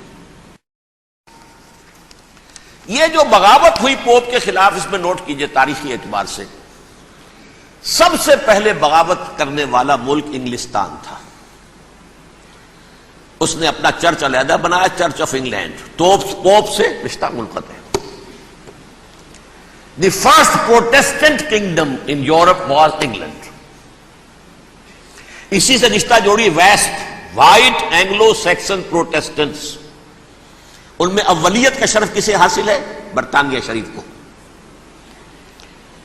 یہاں پر انہوں نے اب ایک بہت بڑا جو کارنامہ کیا، پوپ کی گرفت کم ہوئی یورپ پر سے، پروٹیسٹنٹ مذہب کا فروغ ہوا، تو انہوں نے سود کی اجازت حاصل کر لی. جب تک پوپ کی حکومت تھی سود حرام تھا. نو ٹرانزیکشن، نہ انٹرسٹ نہ یوزری، کچھ بھی نہیں. پروٹیسٹنٹس کے ذریعے سے سود کی اجازت حاصل کر لی. اس کے بعد بڑے بڑے بینک بنا کر بیٹھ گئے. House of Rothschild, house of Goldsmiths, یہ عمران خان صاحب کے جو خطر جو تھے گولڈ سمتھ، یہ بینکرز، بڑی بڑی فیملیز. ان لوگوں نے کیا کیا؟ اب ریشہ دوانیاں. یورپ میں مختلف ملکوں کے درمیان جنگیں کروائیں سازشوں کے ذریعے سے. وہی کلما اوقدوا نارا للحرب، جنگ کے لیے آگ بھڑکا دینا تو ان کا پرانا مشغلہ تھا. جنگیں کرواتے تھے. پھر فرانس کے بادشاہ کو بھی قرض چاہیے اسلحہ کے لیے، انگلستان کے بادشاہ کو بھی قرض چاہیے. ہاؤس آف راس چائلڈ کا ایک نمائندہ وہاں بیٹھا ہے، یہاں بیٹھا ہے، اور منہ مانگے شرح پر سود کے اوپر قرض دے رہے ہیں. ان کو سب کو جو ہے ان کے سارے مالی مسائل کھینچ لیے، دولت پر قبضہ کر کے بیٹھ گئے، اور اس کا نتیجہ یہ نکلا چند 100 سالوں کے اندر کہ فرنگ کی رگے جاں پنجے یہود میں. اس سودی نظام کے ذریعے سے دولت پر ان کا قبضہ. علامہ اقبال 1905 سے 1908 تک رہے تھے نا وہ، لیکن یہ کہ ان کی نگاہ تھی ایسی. گاہ میری نگاہ تیز چیر گئی دل وجود، گاہ الجھ کے رہ گئی میرے توہمات میں. اور انہوں نے دیکھا ہے کہ فرنگ کی رگے جہاں پنجے یہود میں ہے. ابھی ہٹلر کا تو وجود بھی نہیں تھا، بعد میں ہٹلر کو محسوس ہو گیا نا واقعتاً ہمارا اصل دشمن یہ یہودی ہے جو یہاں پر بیٹھا ہوا، جو ہمارا خون چوس رہا ہے. آخر یوں ہی تو نہیں، دماغ اس کا ایسے تو خراب نہیں ہو گیا تھا. یہ قتل عام، یہ ہولوکاسٹ کس لیے؟ اس نے پہچان لیا تھا، اس لیے کہ وہ ویسٹ نہیں تھا. وائٹ اینگلو سیکسن پروٹیسٹنٹس، اصل جادو جو چلا وہ ان پر چلا، اور برطانیہ ان کا سب سے بڑا جو ہے وہ پشت پناہ، مددگار، حامی. اس کے ساتھ ساتھ انہوں نے کوشش کی، یہ ترک خلفاء بیچارے، مرد بیمار تو بن ہی چکا تھا یورپ کے اندر، زوال سے دوچار ہو چکی تھی ترکی خلافت. انہوں نے بھی محل بنائے تھے. آج تجھ کو بتاتا ہوں تقدیر امم کیا ہے، شمشیر و ثنا اول، طاؤس و رباب آخر. بڑے بڑے قرضے لے کر محل بنے تھے یہ، جو آج جا کر آپ استنبول میں دیکھ لیجئے، قرضوں کے اندر بندھے ہوئے. لیکن یہ کہ کم سے کم یہ ضرور کیا کہ بڑی سے بڑی رشوت انہیں یہودیوں نے پیش کی کہ کسی طرح ہمیں فلسطین میں آباد ہونے کی اجازت دے دو. لیکن this goes to their credit. انہوں نے کہا نہیں، یہ معاہدہ جو عمر نے کیا تھا رضی اللہ تعالی عنہ، اس کو میں نہیں بدل سکتا. تم جاؤ، جا کے زیارت کرو، آ جاؤ، تم وہاں آباد نہیں ہو سکتے، کیونکہ ترکی کے زیر زندگی تھا نا علاقہ. سلطنت عثمانیہ میں شامل تھا پورا ویسٹ ایشیا، پورا ایسٹ یورپ، پورا شمالی افریقہ. 3 بر اعظموں پر پھیلی ہوئی تھی سلطنت عثمانیہ، خلافت عثمانیہ. 400 برس تک خلافت ان کے ہاں گئی ہے. انہوں نے نہیں مانا. نتیجہ کیا نکلا؟ انہوں نے اس خلافت کے نظام کو ختم کرنے کے لیے سازش شروع کی. اس سازش کا نتیجہ تھا، اس کو دیکھ کر بھانپ کر ہندوستان میں تحریک خلافت چلی ہے. بولی اماں محمد علی کی جان بیٹا خلافت پر دے دو، ساتھ ہوں تیرے شوکت علی بھی جان بیٹا خلافت پر دے دو. تحریک چلی، ابھی ختم نہیں ہوئی تھی خلافت، لیکن نظر آ گیا تھا. بڑا پیارا واقعہ ایک صاحب نے سنایا ہے کہ جب شیخ الہند جو ہیں اسیر تھے مالٹا میں، یہ 1915 سے 1920 تک رہے، تو وہاں جو تھا مالٹا کا جو کیمپ تھا جس میں کہ یہ اسیر تھے، اس کا کمانڈانٹ جو تھا انگریز، انہوں نے دیکھ لیا تھا یہ بہت فرشتہ خصلت انسان ہے، نورانی شکل ہے، تو وہ اچھا میل ملاپ تھا. ایک روز کہا حضرت شیخ الہند نے کہ آپ لوگ ہماری خلافت کے پیچھے کیوں پڑے ہوئے ہیں؟ وہ تو ایک مردہ شے ہے، اس میں کوئی جان تو ہے نہیں، کوئی طاقت نہیں ہے، پھر بھی آپ ہماری ایک نشانی ہے، اسے کیوں آپ جو ہے برباد کرنے پر تلے ہوئے؟ اس نے کہا اتنے بھولے نہ بنیے حضرت، ہمیں معلوم ہے اس نیم مردہ خلافت میں بھی طاقت اتنی ہے کہ اگر جہاد کا فتویٰ اس نے دے دیا تو انڈونیشیا سے موریتانیہ تک مسلمان کفن سر سے باندھ کے نکل آئے گا، یہ ہمیں معلوم. لہذا ہم نے ختم کرنا ہی کرنا. اور ختم کس سے کرایا؟ ایک فری میسن مصطفیٰ کمال پاشا، چاک کر دی ترک ناداں نے خلافت کی قبا، سادگی اپنوں کی دیکھ اوروں کی عیاری بھی دیکھ۔ عیاری کس کی تھی؟ یہود کی، اور ان کے اعلی کار برطانیہ۔ ابھی خلافت ختم بھی نہیں ہوئی تھی، برطانیہ کے ذریعے سے 1917 میں بالفور ڈکلیریشن کے ذریعے سے حق حاصل کر لیا کہ ہاں جا کر یہ آباد بھی ہو سکتے ہیں۔ چونکہ دوسری جنگ عظیم میں سلطنت عثمانیہ ختم ہو گئی تھی، خلافت نام کی تھی، سلطنت تو ختم ہو گئی، ترکی رہ گیا تھا صرف، اور جنرل ایلنبی کی فوجیں داخل ہو چکی تھی یروشلم میں، یروشلم پر قبضہ برطانیہ کا ہو چکا تھا، اور قبضہ دلوانے والے برطانیہ کو ہمارے ہندوستان کے مسلمان فوجی بھی تھے۔ اربوں نے بغاوت کی ترکوں کے خلاف، اور انگریزوں کی فوج میں ہمارے ہندوستان کے مسلمان سپاہی بھی تھے۔ بہرحال اب چونکہ ان کے پاس آ گیا، برطانیہ نے اعلان کر دیا، بالفور ان کا وزیر خارجہ، Jews have a right to settle in Palestine، وہ جائیں آباد ہو سکتے ہیں۔ یہ 1917 کا اعلان ہے۔ اس کے بعد جو کچھ انہوں نے طریقے برتے ہیں، اس میں دھن، دھوس، دھاندلی، دھوکہ، ہر چیز۔ مثلا دھن، گئے جناب یہ آپ مکان بیچیں گے؟ اچھا جی لے لیجیے، آپ کیا مانگتے ہیں؟ 10 لاکھ، میں 11 لاکھ دیتا ہوں لیکن کل ہی نکل جائیں آپ۔ پیسے کی کمی تھی نہیں، پورا یورپ کا سرمایہ ان کے پاس، بینکرز کے پاس۔ زائمسٹ موومنٹ اصل میں بینکرز کی موومنٹ تھی۔ 1897 میں جمع ہو کر انہوں نے جو پروٹوکول بنائے تھے وہ کون تھے؟ سب کے سب بینکرز تھے۔ دولت کی کمی نہیں تھی، تم 10 کی بجائے 11 لو نکل جاؤ۔ یہ کھیت بیچتے ہو کتنے کا؟ بھائی 12 کا، ہم 13 دیتے ہیں بھائی، جلدی سے نکل جاؤ۔ یہ بھی کیا، دھن کے ذریعے سے ڈسپلیس کیا، جہاں زور چلا نکال دیا۔ اور اس کے بعد پھر جب سن 48 میں اسرائیلی ریاست قائم ہو گئی، اب اسرائیلی جو ہے عدالتوں میں استغاثے دائر کرنے شروع، یہ فلاں مکان میرے پرانے پکڑ دادا سگڑ دادا کا تھا 2000 سال پہلے، اس کے اوپر یہ قبضہ کر کے بیٹھے ہوئے، یہ میرے پاس دستاویزات ہیں۔ اچھا ٹھیک ہے، آپ نکل جائیں، یہ مکان ان کا ہے۔ اس طریقے سے انہوں نے بے دخل کیا فلسطینیوں کو، اور خود وہاں پر قدم جما کر مضبوطی سے بیٹھ گئے۔ یہ ہے کہ جو مغربی اقوام نے کیا ہے۔ اس میں سیکنڈ جو ہے رول پلے کیا ہے امریکہ نے۔ ویسٹ جو ہے اس کا نمبر 2 امریکہ تھا، اب نمبر 1 امریکہ ہے۔ اب برطانیہ کی کوئی حیثیت ہی اب نہیں ہے، لیکن سب سے بڑا وکیل جو ہے وہ وہی ہے اب بھی۔ لیکن ظاہر بات ہے کہ west white Anglo Saxon Protestants کا امام اس وقت جو ہے وہ برطانیہ، یو ایس اے۔ 1948 میں یہ قائم ہوا، اور یہاں پہ نوٹ کیجئے پاکستان 47 میں قائم ہوا ہے، اور تقریباً 9 مہینے ہیں درمیان میں۔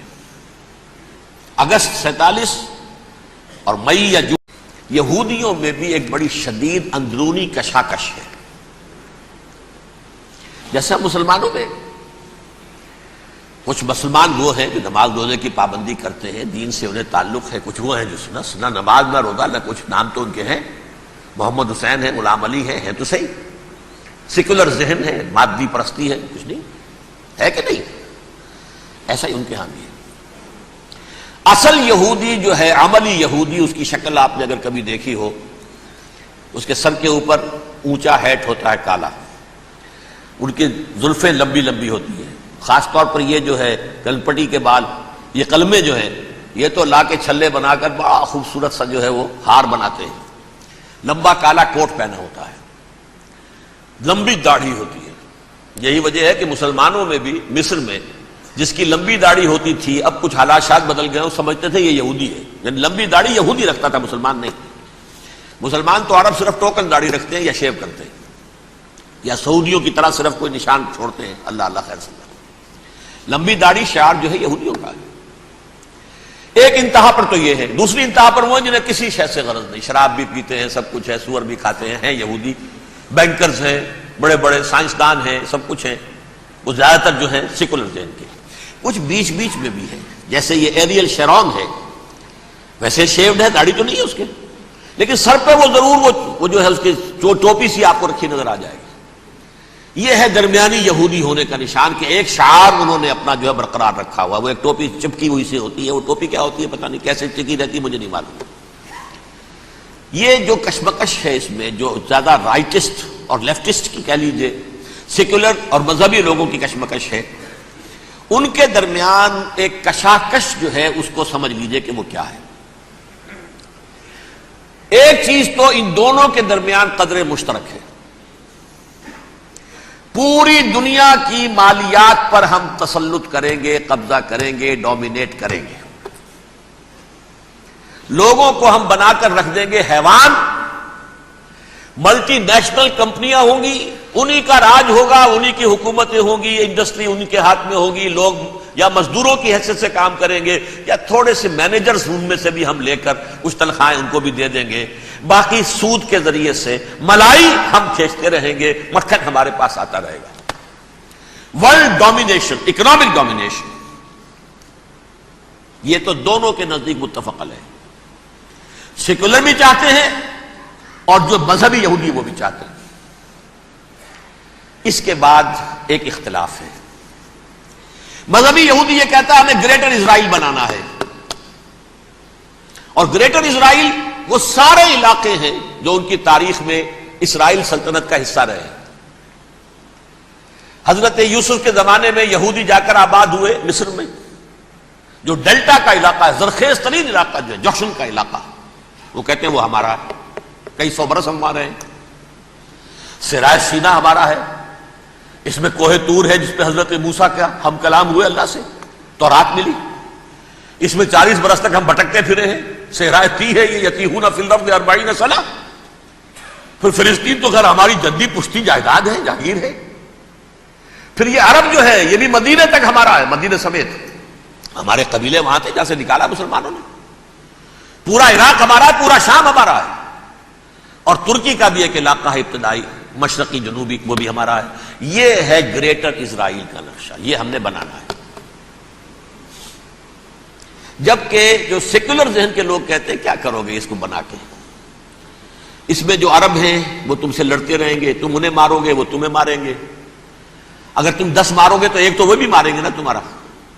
ٹھیک ہے, فائدہ کیا ہے؟ اس کی بجائے ہم یہ کرتے ہیں کہ عرب اور اسرائیل مل کر, کزنز ہیں نا آپس میں, آپ کو معلوم ہے بل کلنٹن نے یہ الفاظ کہے تھے جب اسحاق ریبن سے معانقہ کرایا تھا شاہ حسین مرحوم کا, تو کیا کہا, یو آر کزنز. حضرت ابراہیم کے 2 بیٹوں سے نسل ہے نا, حضرت اسماعیل سے عرب ہے, حضور ہے, اور حضرت اسحاق سے یہ بنی اسرائیل ہے, کزنز ہے, یو آر کزنز.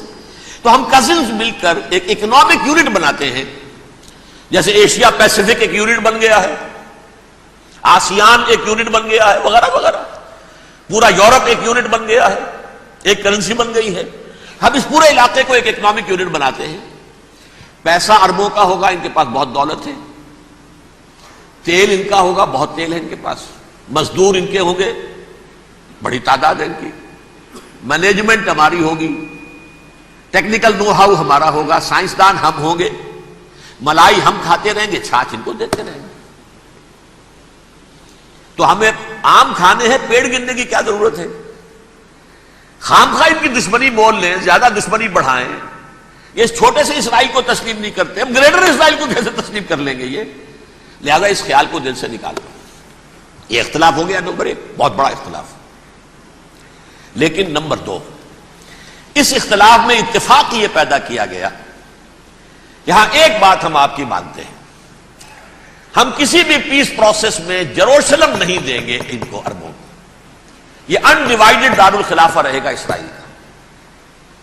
اور نمبر 2, مسجد اقصی اور قبۃ الصخرہ کو گرا کر 3rd ٹیمپل بنائیں گے. یہ مذہبی یہودیوں کو اتنی رشوت اگر وہ نہ دیں تو وہ ان کے ساتھ کام کرنے کو تیار ہی نہیں ہے. یہ پورا پس منظر سمجھ لیجئے, اصل میں بٹوین دی لائنز سمجھے بغیر یہ خبریں جو آپ پڑھتے ہیں. ادھر امریکہ کا معاملہ کیا ہے؟ ایک طرف وہ پشت پناہ ہے, حمایتی ہے, پروٹیکٹر ہے, محافظ ہے اسرائیل کا. اسرائیل امریکہ ہی کی آؤٹ پوسٹ سمجھ لیجئے, اسی کی ایک ریاست سمجھ لیجئے. لیکن اس کے ساتھ ہی وہ اپنی جو دنیاوی عالمی مصلحتیں ہیں, اتنی بڑی قوم عرب کی جو ہے اسے بھی دشمن تو نہیں بنانا چاہتا، ان میں بھی ماڈریٹس کو چاہتا ہے کہ رہے ماڈریٹس، یہ جو ہماری جیب میں ہے، حسنی مبارک ہو، شاہ فہد ہو، جو ہماری جیب میں ہے، ورنہ یہ کہ وہاں پر اگر زیادہ ریڈیکل لوگ آ گئے تو ہمارا ویسے ہی بیڑا غرق ہوگا۔ لہذا وہ جبر کرتے رہے ان پر کہ صلح کرو کوئی نہ کوئی۔ یہ صلح کے لیے دباؤ امریکہ کا ہے، اسرائیل نہیں چاہتا صلح، دباؤ ہے امریکہ کا۔ اب میں آپ کو یاد دلاتا ہوں، خلیج کی جنگ ختم ہوئی، بش، یہ باپ اس کا جو اب ہے بش، اس کا بڑا بش جو سینئر، اس کی پاپولیرٹی ریشو جو ہے 89% تھی اس وقت امریکہ کے اندر، اتنی بڑی جنگ فتح کی تھی اور چند امریکی مرے صرف، لیکن اس نے ایک موقف اختیار کیا یہود کے خلاف۔ $10 بلین منظور ہو چکے تھے، اسرائیل کو دیے جانے تھے نئے سیٹلمنٹس بنانے کے لیے اسرائیل میں۔ اس نے کہا یہ رقم میں ایشو نہیں کروں گا جب تک پیس پروسیس شروع نہیں کرتے۔ یہ دباؤ تھا جس کے آگے گھٹنے ٹیکنے پڑے $10 بلین کے لیے، لیکن اس کا بدلہ یہ چکایا کہ الیکشن میں ہرا دیا اسے، حالانکہ وہ ہیرو، فاتح، خلیج کی جنگ کا فاتح، 89% ریٹنگ، الیکشن میں 0، دباؤ تھا۔ اسی طرح بل کلنٹن کا دباؤ رہا، کسی طرح صلح کرو، کسی طرح صلح کرو، کسی طرح صلح کرو، اور اس معاملے میں یہ تسلیم کرتا ہوں، اس معاملے میں اس نے واقعتاً ایڑی چوٹی کا دور لگایا، اور یہ بھی تسلیم کرتا ہوں کہ اس کے دباؤ میں آ کر ایہود باراک جہاں تک چلا گیا تھا اب کوئی نہیں جا سکتا، وہ آفر نہیں دے مل سکتی اب دوبارہ فلسطینیوں کو۔ یہ بھی میں بھول گیا آپ کو بتانا، یہ جب پروسیس شروع ہوا ہے جس کا نام تھا لینڈ فار پیس، اصول کیا دیا تھا امریکہ نے کہ دیکھو اسرائیلیوں، یہودیوں، تم نے سن 67 میں جو زمینیں ان سے چھینی تھیں، جو علاقے، یہ ان کو واپس کر دو اور ان سے صلح کر لو، یہ سب تمہیں ریکگنائز کر لیں گے، جنگ ختم ہو جائے۔ صحرائے سینا دے دو، مصر تم سے صلح کر لے گا، وہ ہو گیا، انور سادات نے صلح کر لی، ریکگنائز کر لیا، صحرائے سینا واپس آ گیا۔ عربوں نے اسے اپنی فولڈ سے نکال دیا، عرب لیگ سے نکال دیا۔ شام بھی تیار رہا ہے لیکن پورا گولان ہائٹ مانگتا ہے وہ۔ ابھی جو پچھلے دنوں کلنٹن کے آخری دور میں گفتگو ہوئی تھی، اس نے کہا جتنا تم نے ہم سے علاقہ چھینا تھا سارا واپس کرو تو ہم کر لیں گے ریکگنائز۔ اس میں سے کچھ ایسا اسٹریٹجک امپورٹنس کا علاقہ ہے وہ یہودی کسی طور پر دینے کو تیار نہیں، لہذا صلح نہیں ہو سکی۔ شرق اردن سے جو علاقہ لیا تھا وہ ٹھیک ہے، وہ رکھو، اس کے اندر فلسطینی ریاست بنا دو، یہ علاقہ جو ہے فلسطینیوں کی میجورٹی ہے اس میں، تو اس کو فلسطینی ریاست بنا لو، ایک ریاست ودن ریاست ہو جائے گی، اسرائیل ریاست، فلسطینی ریاست۔ یہ ہیں 3 مین پوائنٹس۔ چوتھی بات پہ آ کر روک دیتے تھے کہ یہ پھر بعد میں سوچیں گے یروشلم کا مستقبل کیا ہوگا، یہ موسٹ سینسٹیو ایشو جو ہے یہ بعد میں سوچیں گے۔ اب جب یہ پیس ٹاک شروع ہوئے تو یاد ہے اسحاق ریبین تھا، اسے کس نے قتل کیا؟ یہودی نوجوان نے۔ یہ تم کیسے دے رہے ہو زمینیں؟ ہمیں تو اور لینی ہے، تم نے صحرائے سینا واپس کر دیا، ہمیں تو جشن کا پورا علاقہ لینا ہے، مصر کا سارا فرٹائل ایریا جو ہے وہ لینا ہے اس سے، تم گولان ہائٹس دے رہے ہو، ہمیں پورا شام لینا ہے، لہذا تم کیسے کر رہے ہو؟ لینڈ فار پیس، پیس اور نو پیس، نو لینڈ، زمین ہم واپس نہیں کریں گے، ہمیں تو اور لینی ہے۔ کس نے قتل کیا؟ یہودی نے، فلسطینی نے تو قتل نہیں کیا۔ ایہود باراک کی بات میں آپ کو بتا رہا ہوں، یہ یہاں تک چلا گیا تھا کہ اسرائیلی ریاست بھی ہم فلسطینی ریاست بھی مان لیں گے، یروشلم بھی، مشرقی یروشلم دے دیں گے، تمہارا اقتدار ہوگا اس پر۔ البتہ یہ جو احاطہ ہے جس میں جنوب میں مسجد اقصیٰ ہے اور ذرا شمال کی طرف ہے قبۃ الصخرہ، قبۃ الصخرہ آپ جانتے ہیں، جب بھی ٹیلی ویژن پر یروشلم سے کوئی خبر آ رہی ہوتی ہے تو پیچھے وہ بڑا سا مینار، وہ گنبد نظر آتا ہے سنہرا، یہ وہ جگہ ہے چٹان، ٹیمپل ماؤنٹ۔ یہ پہاڑی تھی پہلے، جیسے کوہ صفا، کوہ مروہ، اب کیا رہ گئی؟ کبھی پہاڑیاں تھی یہ، کوہ صفا کے اوپر چڑھ کر حضور نے نعرہ لگایا تھا ما صباحا، اب کیا ہے وہ کوہ صفا بیچارہ، وہ تو ایک چھوٹی سی علامت ہے، کوئی پہاڑیاں سے دکھائی دیتی ہے، اس کے اوپر بھی گنبد ہے. اسی طرح ٹیمپل ماؤنٹ ہے وہ جہاں پر کہ ہیکل سلیمانی تھا، اور وہ گرا دیا تھا رومیوں نے، مسلمانوں نے تو نہیں گرایا. لیکن پھر حضور کو معراج وہاں سے ہوا تو عبد الملک بن مروان نے وہاں پر یہ بہت بڑا گنبد بنا دیا. یہ قبۃ الصخرہ ہے. وہ مسجد اقصی نہیں ہے، مسجد اقصی اس کے علاوہ ہے، وہ جنوبی علاقے میں ایک ریکٹینگولر احاطہ ہے بہت بڑا، جس کے جنوبی علاقے کے اندر مسجد اقصی ہے، اور یہ اس کے شمالی حصے. یہود براق نے یہاں تک آفر کر دی تھی کہ مسجد اقصی کو اپنے پاس رکھ لو، لیکن یہ ٹیمپل جو ہے، یہ ٹیمپل ماؤنٹ، یہ قبۃ الصخرہ نہیں. اس لیے کہ یہ ہماری کمٹمنٹ ہے مذہبی یہودیوں کے ساتھ کہ ہم یہاں پر جو ہے ٹیمپل بنائیں گے، تھرڈ ٹیمپل، ہیکل سلیمانی کی تیسری مرتبہ تعمیر یہاں ہوگی. لیکن ظاہر بات ہے فلسطینی کیسے مان لیں، مسلمان کیسے مان لیں؟ یہ ہے وہ چیز کہ جس کی وجہ سے وہ سارا معاملہ ناکام ہوا. ویسے مجھے یقین ہے کہ اگر فلسطینی مان بھی لیتے تبھی یہودی جو ہیں جس طریقے سے اسحاق ریبیون کو اس نے قتل کر دیا تھا تو یہ اس کو بھی، یہود براق کو بھی قتل کر دیتے، اور وہ کسی صورت تسلیم نہ کرتے کہ یہ یروشلم جو ہے یہ انڈیوائیڈڈ سٹی نہ رہے، بلکہ ڈویژن ہو جائے اس کی، اور صرف مغربی حصہ ہمارے پاس رہ جائے اور مشرقی جو ہے عربوں کے پاس. کبھی تسلیم نہیں کرتے، مر جائیں گے.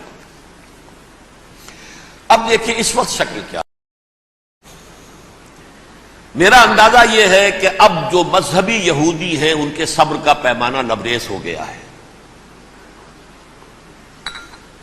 اور اب ایک مڈ وے آدمی اس وقت وہاں پر آ گیا ہے، ٹوپی والا. اگرچہ وہ پریکٹسنگ یہودی اس طرح کا نہیں ہے، داڑھی والا نہیں ہے، زلفوں والا نہیں ہے وہی کوٹ پینٹ والا، لیکن یہ کہ اوپر رکھتا ہے وہ ٹوپی.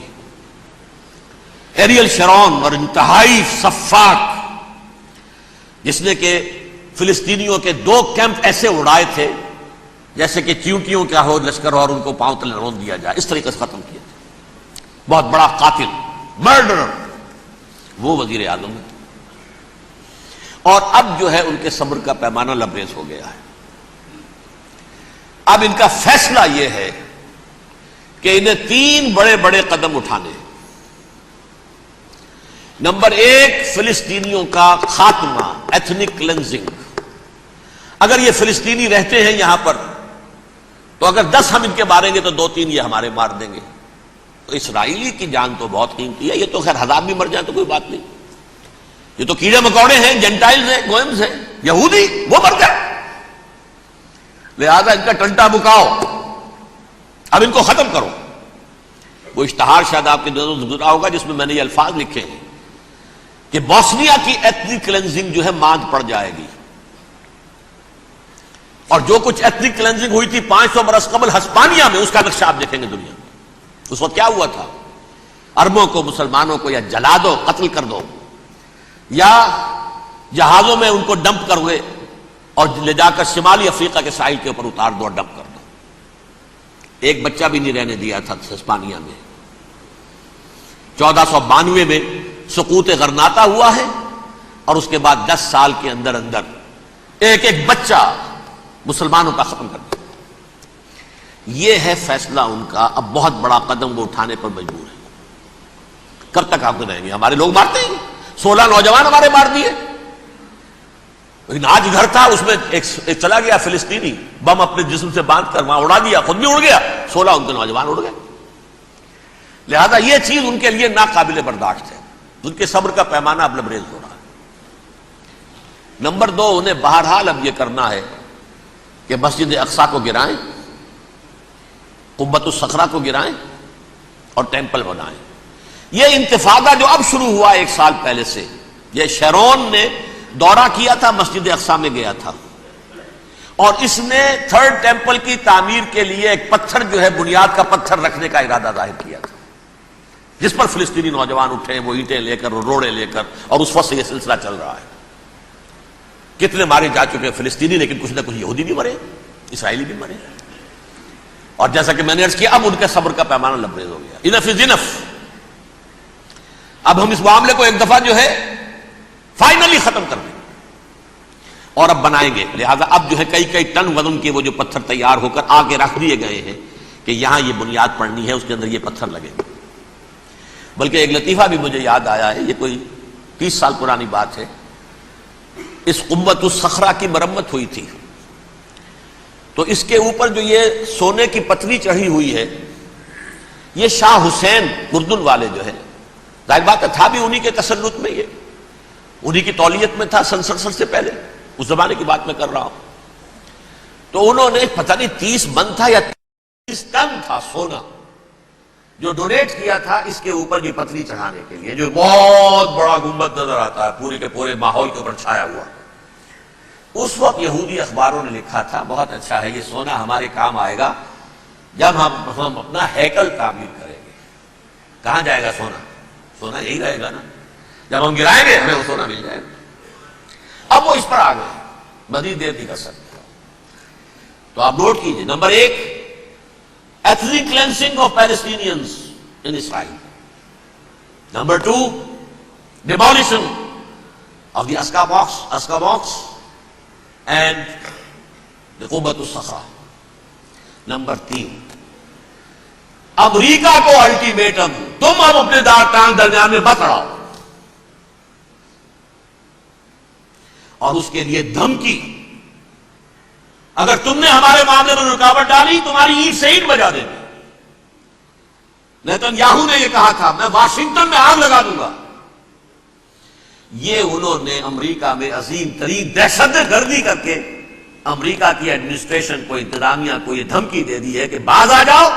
چنانچہ میں یہ بات کہہ کے پرسوں جمعے میں اپنی مسجد دارالسلام سے نکلا، شام کو، اسی شام کو میں نے ایریل شیرون کی تقریر سن لی T V per. It is not acceptable. Don't appease the Arabs at our expense. We are not going to become Czechoslovakia. We have to depend on ourselves only and rely on ourselves only. کیا مطلب ہے اس کا؟ کس کو سنا رہا ہے؟ امریکہ بہادر، ہم تمہارے محتاج نہیں ہیں، ہم تمہارے ٹکڑے اڑا دیں گے، تیسرے کر دیں گے تمہارے، تم بیچ میں آؤ تو صحیح. ہم اور دیکھ لو ایک نشانیاں تمہیں دکھا دیتے ہیں. مجھے 100% یقین ہے یہ پورا ہسٹوریکل پروسیس، اور جس جگہ یہ پہنچ گیا ہے، جس کریٹیکل پوائنٹ تک یہ پہنچ چکا ہے، یہ جو بھی حملہ ہوا ہے ورلڈ ٹریڈ سینٹر پر اور پینٹاگون پر، یہ اسرائیل کا کام ہے. اسرائیل سے کم تر کسی ادارے کے لیے ممکن ہی نہیں، اس لیے کہ اسرائیل کے ایجنٹ امریکہ کے پورے نظام کے اندر جو ہے گھسے ہوئے موجود ہیں، ہر جگہ موجود ہیں. جیسے سرطان کا پھوڑا ہوتا ہے پورے جسم میں وہ اپنی جڑیں جما لیتا ہے، ایسا ہے. پوری ایڈمنسٹریشن، پوری اکانومی، تمام ذرائع ابلاغ، پرنٹڈ میٹر ہو یا یہ کہ الیکٹرانک میڈیا، سب ان کے قبضے میں. ڈیفنس کا سارا معاملہ ان کے قبضے میں.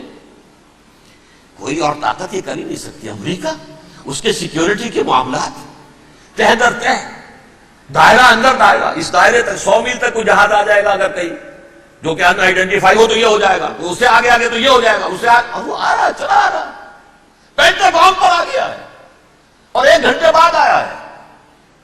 پہلی اسٹرائک جو ہوئی ہے ورلڈ ٹریڈ سینٹر، اس کے 1 گھنٹے کے بعد پینٹاگون پر آ گیا. پینٹاگون وہ تو یوں سمجھیے ان کی مملکت کا حساس ترین دفاع کا مرکز، اور اس کا 1/3 حصہ جلا کے راکھ کر دیا.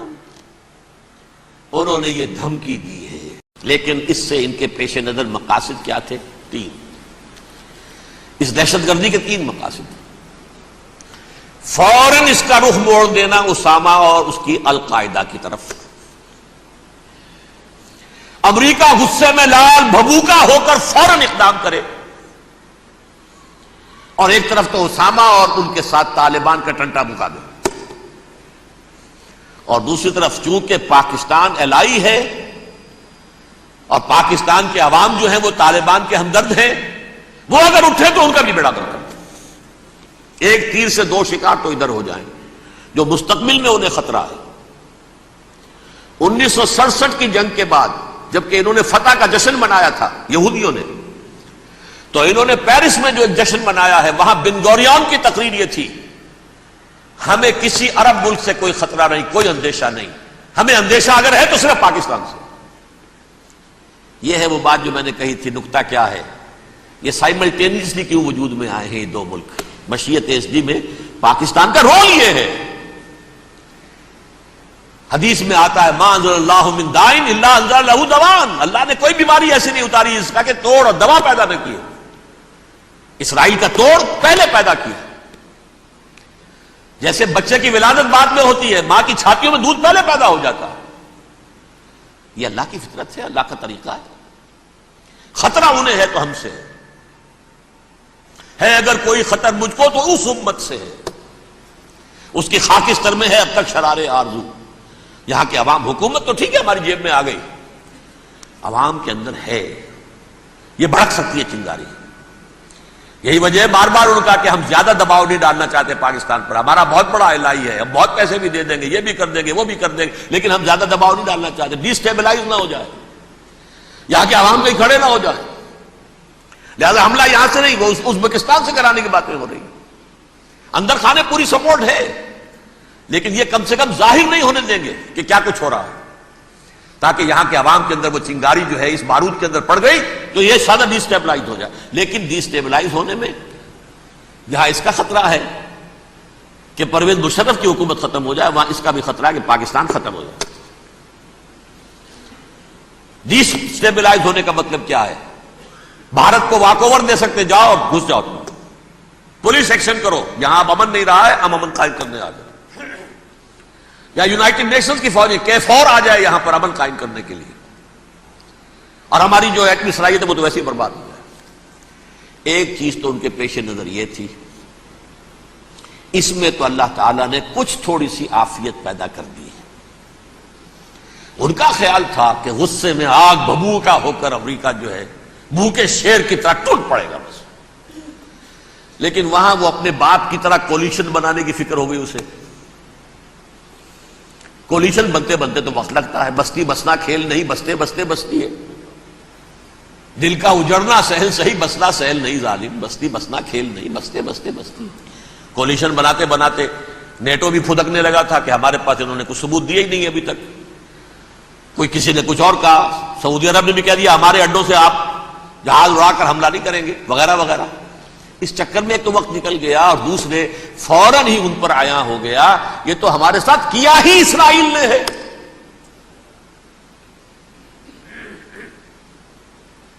لیکن یہ بات لیک نہیں کرنا چاہتے.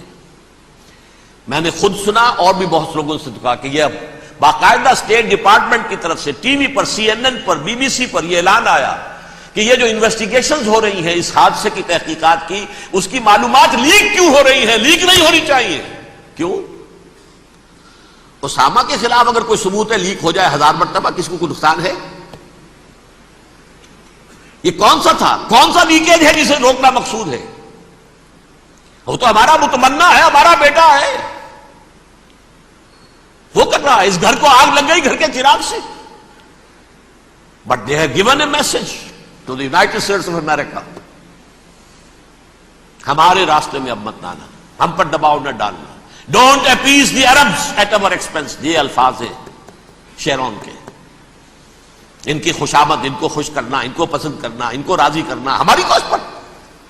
جیسے سلوواکیہ کے اوپر قبضہ جو ہے جرمنی کا ہٹلر کا تسلیم کر کے تم نے اس کو بڑھاوا دے دیا تھا اس وقت، ایسے ہی تم چاہتے ہو ہمیں بھی سلوواکیہ بنا دینا، ہم نہیں بنے. یہ ہے اصل میں صورتحال. جیسا کہ میں نے عرض کیا، افغانستان پر اب یہ جیسے کھسیانی بلی ہوتی ہے کھمبا نوشتی، کریں گے تو صحیح حملہ. یہ جگہ اتنی تیاری پوری دنیا کے اندر کر کے کچھ نہ کچھ تو کریں گے، کچھ نہ کچھ تو کارکردگی دکھائیں گے. اصل میں وہ زور شور اب ان میں نہیں ہے افغانستان کے بارے میں، بلکہ تاریخ میں ایک مرتبہ پھر وہی بات ہو گئی ہے. کلما اوقدوا نارا للحرب اطفاها اللہ. اللہ تعالیٰ نے کم سے کم اس کی تندی کو کم کر دیا، اس آگ کی بھڑک اور تندی جو ہے انشاءاللہ کم ہو جائے. لیکن اصل بات جو ہے میں آپ کو بتانا چاہتا ہوں، یہ ہے سائیڈ ایشو. اصل ایشو ہے فلسطین کا جو شروع ہونے والا ہے. بھٹی دہکے گی وہاں. ظاہر بات ہے کہ اگر کوئی بہت بڑا اقدام ہو جاتا ہے فلسطینیوں کے خلاف، اور اگر واقعتاً مسجد اقصیٰ اور قبۃ الصخرہ گرا دیے جاتے ہیں، جو طوفان اٹھے گا عالم عرب میں. یہ حسنی مبارک ہوں یا شاہ خالد ہوں یا کوئی اور ہو، یہ نہیں روک سکتے اس طوفان کو.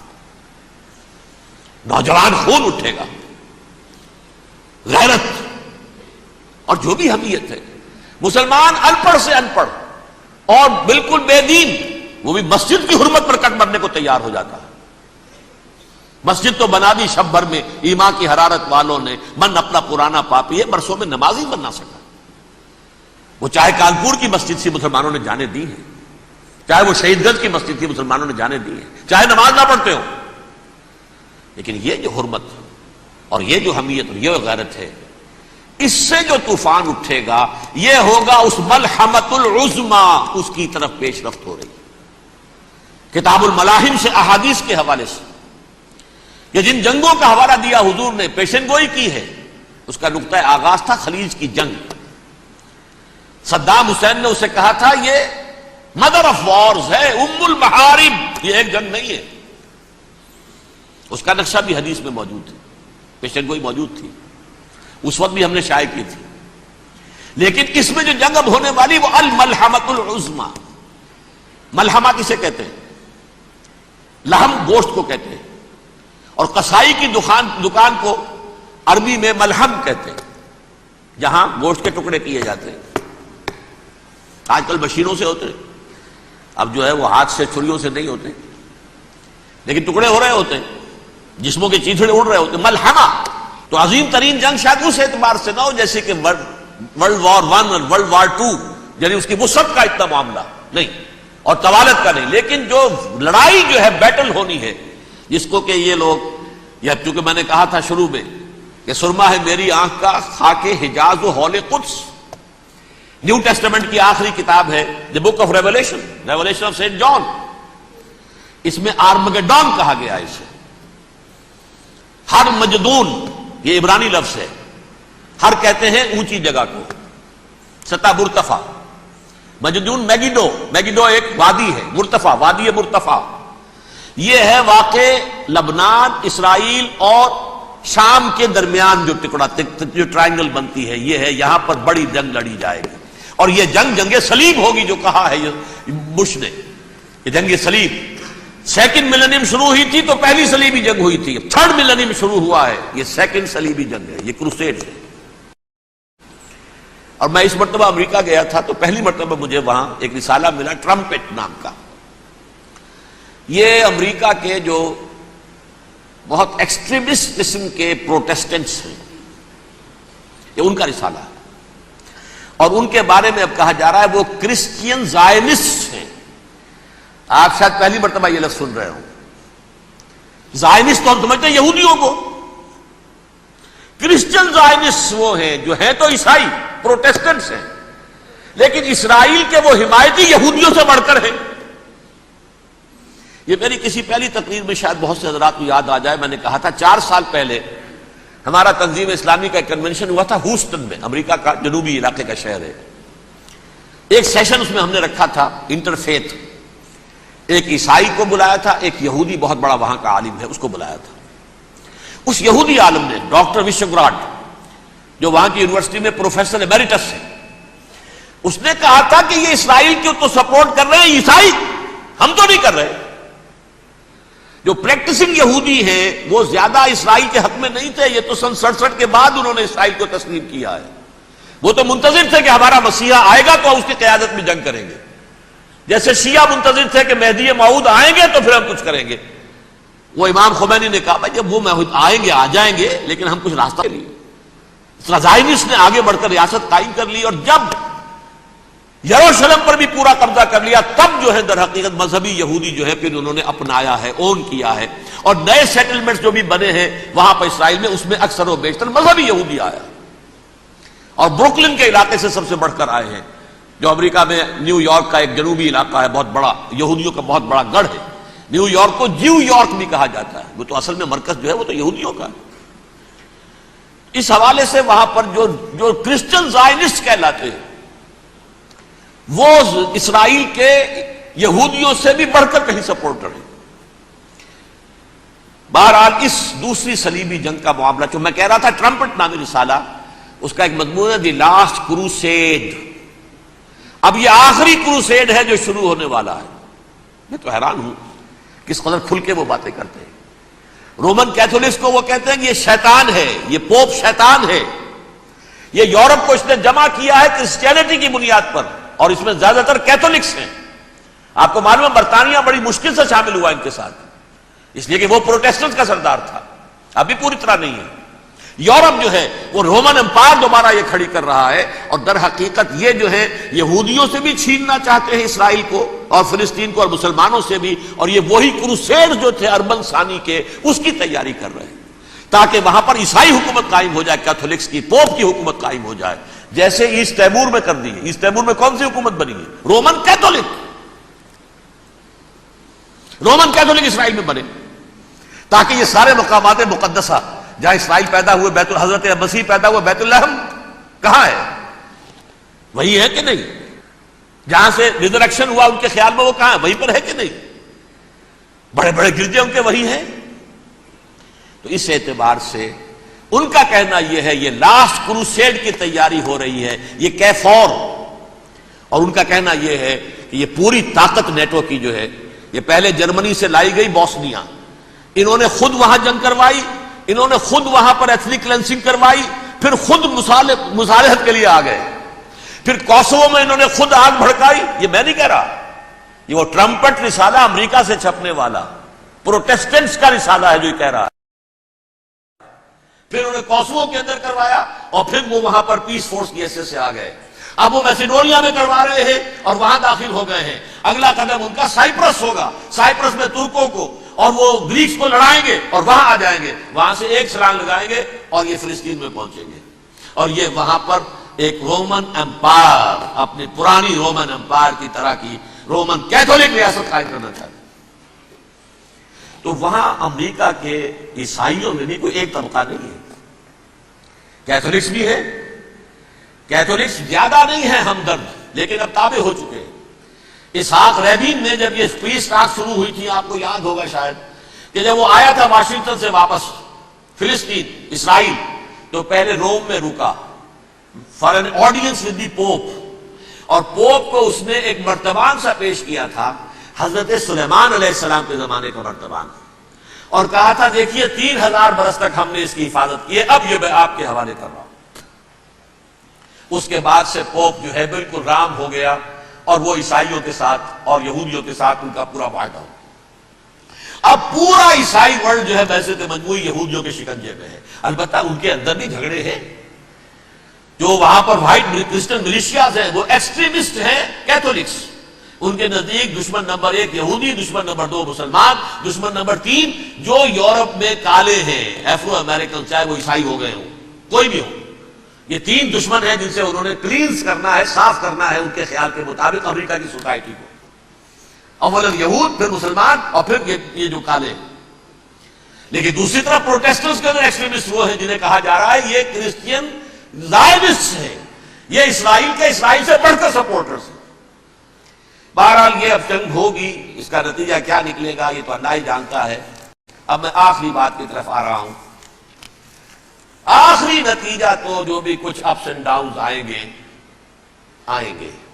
تلک الایام نداولھا بین الناس، آخری نتیجہ ڈراپ سین وہ یہ ہوگا کہ اللہ کے دین کا بول بالا ہوگا، اور پوری دنیا پر محمد کے لائے ہوئے دین صلی اللہ علیہ وسلم کی حکومت قائم ہوگی۔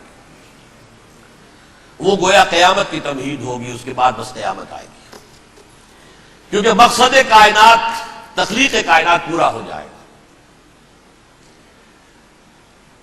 پوری مخلوقات کے اندر مقصد تخلیق، کلائمیکس آف کریشن محمد الرسول اللہ صلی اللہ علیہ وسلم، دین کی تکمیل محمد الرسول اللہ صلی اللہ علیہ وسلم، اور اس خلافت عرضی کے لیے جو حضرت آدم کو خلافت دی گئی تھی، جب اس میں وہ خلافت پوری دنیا پر قائم ہو جائے گی، اس کا مقصد پورا ہو جائے گا، and that will be the beginning of the end۔ اس کے بعد قیامت ہے۔ آخری نتیجہ تو یہ نکلنا ہے، اس سے پہلے سزائیں ہمیں بھی مل رہی ہیں، اور یہاں میں کانٹے کی بات جو چھوڑ گیا تھا اس کو بیان کر دوں۔ اللہ نے اس مغضوب علیہم قوم کو، اس ملعون قوم کو کیوں اب تک چھوٹ لیے رکھی؟ میں بتا چکا ہوں یہ بڑے عذاب کے مستحق ہو چکے تھے حضرت عیسیٰ علیہ السلام کے زمانے میں، چھوٹ دی ہے ابھی تک ہے۔ بلکہ ایک مرتبہ ابھارا ہے، 1900 برس کے بعد ابھرے ہیں یہ بالفور ڈیکلریشن 1917 سن 70 عیسوی کے بعد، تقریباً 1900 برس، 1850 برس تو ہے کم سے کم۔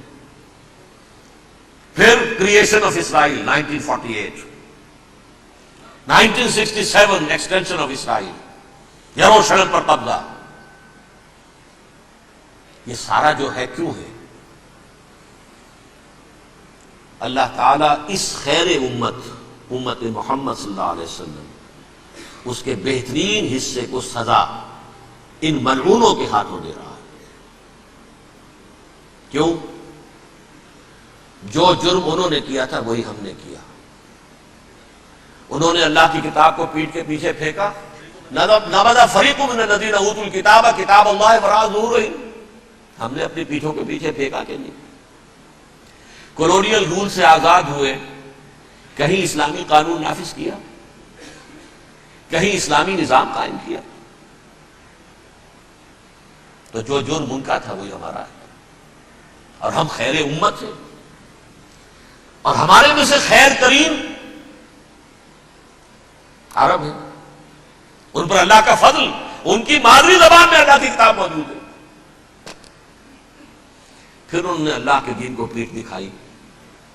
جو ملک آزاد ہوا کولونیل رول سے، یا اس نے قبلہ کر لیا اپنا ماسکو کی طرف، یا کر لیا واشنگٹن کی طرف۔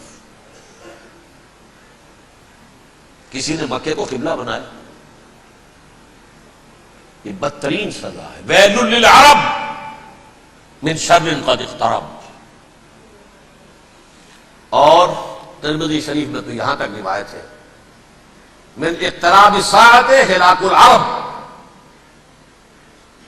قیامت کے قرب کی ایک نشانی یہ بھی ہوگی کہ عرب ہلاک ہو جائیں گے۔ ایک حدیث میں الفاظ آتے ہیں کہ حضور نے جب کہا یہ ہوگا یہ ہوگا یہ ہوگا، یہ بربادی آئے گی، تو کسی زوجہ محترمہ نام میں بھول رہا ہوں، انہوں نے پوچھا کہ عرب اس دن کہاں ہوں گے؟ فرمایا العرب یومئذ قلیل، بہت کم ہوں۔ آخری خاتمہ ہونا ہے یہود کا حضرت مسیح علیہ السلام کے ہاتھوں۔ وہ عذاب جو 2000 برس تک ان سے ٹلا رہا وہ آئے گا، اور ان کے رسول ہی کے ہاتھوں آئے گا۔ لیکن اس سے پہلے مسلمانوں پر یہ عذاب آ رہا ہے، ہولوکاسٹ کے درجے کا عذاب آ رہا ہے۔ البتہ ہم پاکستانی اس میں یوں سمجھ لیجئے کہ وہ تو خبریں موجود ہیں احادیث میں، وہاں تو جو ہونا ہے ہونا ہے۔ اتنے انسان مریں گے، اتنے انسان مریں گے کہ ایک پرندہ جو ہے اڑتا چلا جائے گا، وہ نہیں چاہے گا کہ نیچے اترے تو کسی لاش پر اترے، اسے جگہ نہیں ملے گی زمین خالی کر کے اتر سکے، تھک ہار کر گرے گا، مرے گا تو بھی لاش کے اوپر گرے گا۔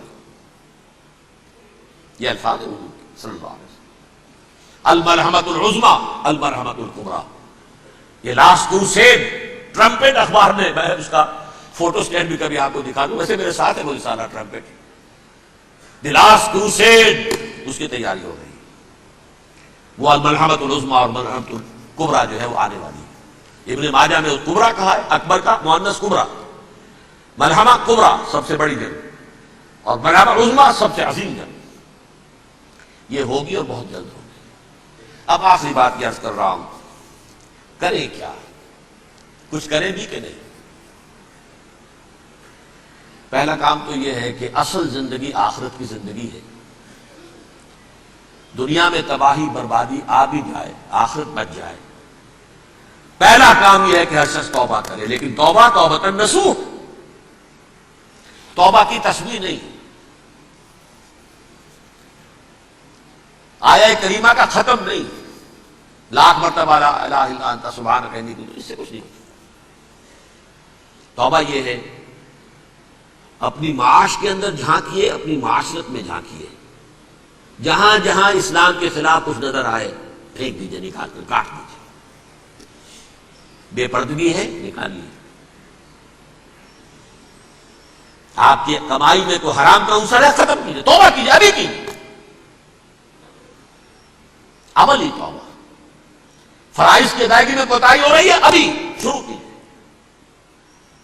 اللہ کے دین کے غلبے کے لیے جدوجہد، ان صلاتی و نسکی و محیایا و مماتی للہ رب العالمین، لا شریک لہ وبذالک امرت وانا اول المسلمین. بڑی ہے.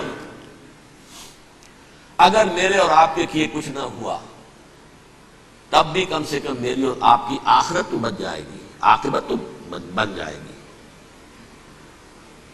اخروی عذاب، سب سے بڑا عذاب، دائمی عذاب، اس سے ہم بچیں. دوسرا کام ہے اجتماعی توبہ. اجتماعی توبہ کیسے ہوگی؟ یہ سلطنت خداداد پاکستان جو اللہ نے عطا کی تھی، اس میں اسلام کا نظام قائم اور اسلام کی شریعت نافذ کی، جس کے لیے جد و جہد تن من دھن کے ساتھ لگ جانا. منظم جماعت بنا کر اول تو تمام جماعتیں ایک متحدہ محاذ بنائیں اور آ جائیں میدان کے اندر. وہ صرف طالبان کی حمایت نہیں، اس ملک میں اللہ کے دین کو قائم کرنے کے لیے مثبت مقصد سامنے رکھے. بہرحال اس کے لیے کوششیں تو جتنی بھی ہو سکتی ہیں ہو رہی ہیں. میں کتنے عرصے سے یہ کہہ رہا ہوں، کاش کہ یہ دینی جماعتیں ساری کی ساری یہ پاور پالیٹکس سے پسپائی اختیار کر کے اور ایک مطالباتی تحریک، ایک مظاہراتی تحریک، ایک pressure movement, pressure group, resistance movement, دین کو نافذ کرو، حرام کی حرمت کو نافذ کرو، قائم کرو دین کو. اس کے لیے میدان میں آ جاؤ.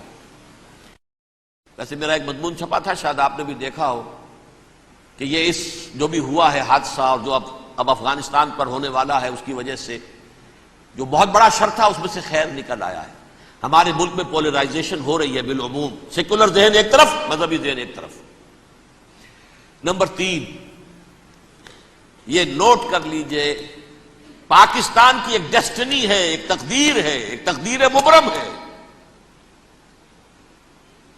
جیسے کبھی علامہ اقبال نے کہا تھا 1930 میں، ہندوستان کے شمال مغرب میں ایک آزاد مسلمان ریاست کا قائم ہونا ڈیسٹنی ہے، تقدیر مبرم ہے، اٹل ہے، ہو کر رہے گا.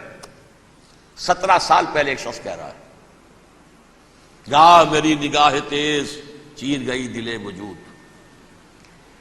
اسی طرح میں کہہ رہا ہوں پاکستان کی ڈیسٹنی ہے. آخری مارکا جو ہونا ہے کفر اور اسلام کے مابین، اس میں پاکستان کو کروشل رول پلے کرنا ہے. دنیا کو ہے پھر مارکا دین، روح و بدن پیش، تہذیب نے پھر اپنے درندوں کو ابھارا. میرے اس ہینڈبل میں آپ نے دیکھ لیا ہوگا تہذیب کا لفظ اقبال نے کیسا استعمال کیا ہے.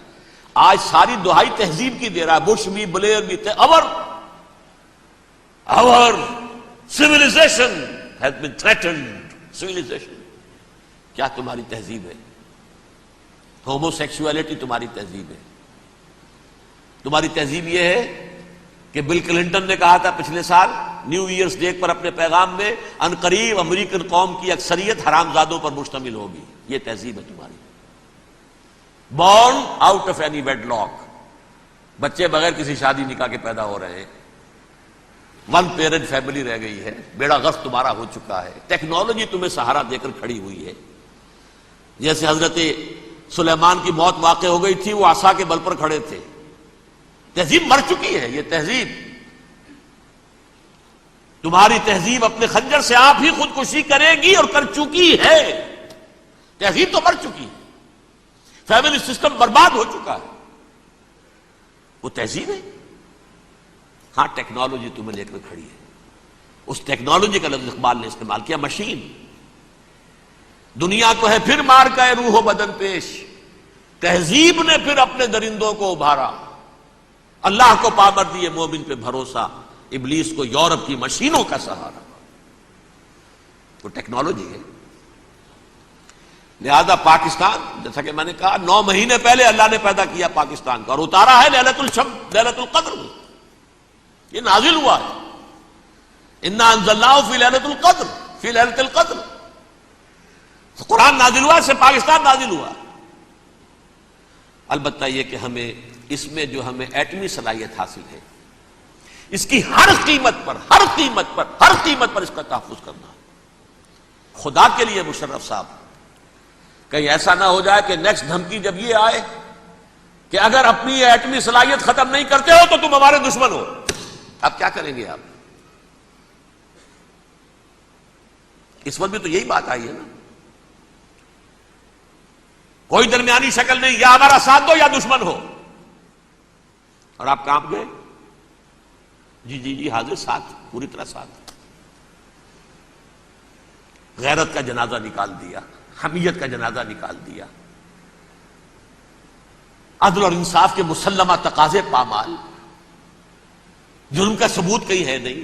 آج بھی برطانیہ کہہ رہا ہے کنونسنگ ثبوت نہیں ہے، برطانیہ کہہ رہا ہے نہیں ہے، اس کے بنیاد پر کوئی مقدمہ دائر نہیں کیا جا سکتا.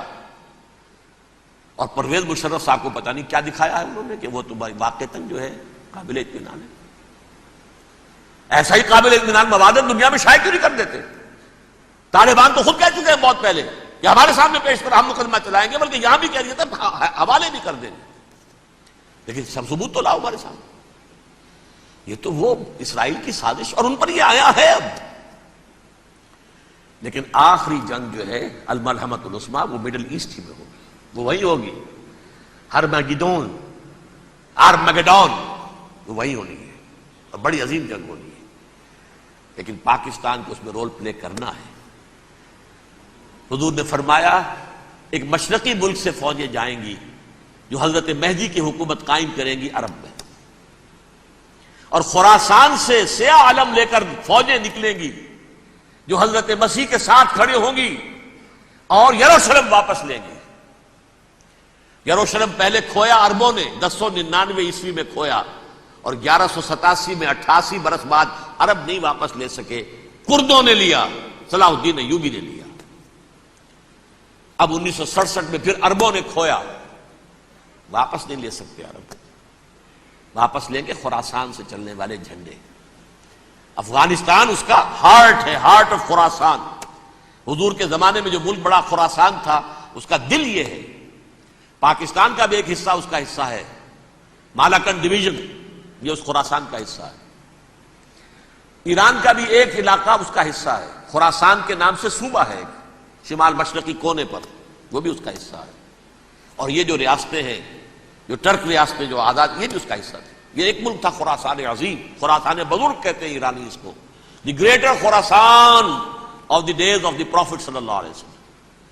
اور اس کے ہارٹ میں، اسی لیے اسامہ نے کہا تھا کہ میں تو اب آ کر خراسان میں بیٹھ گیا ہوں. یاد ہوگا یہ بیان، اللہ نے مجھے خراسان میں پہنچا دیا، اسی حدیث کی طرف حوالہ دیا تھا. بہرحال اس کی حفاظت ہمیں کسی بھی اپنی جان سے بڑھ کر کرنی ہے. پاکستان داؤ پر لگ جاتا تو لگ جائے، بچانے والا اللہ ہے. لیکن یہ کہ کم سے کم ہماری جو ایٹمی صلاحیت ہے، جو امانت ہے ہمارے پاس پوری امت مسلمہ کی، اس کو کوئی گدن نہیں پہنچنے دے گی. اور نمبر 4، جو مدد بھی آپ کر سکیں اس وقت اپنے افغان بھائیوں کی، اپنا اظہار رائے کریں پاکستان کی حکومت کے موقف کے خلاف، ڈٹ کر کریں.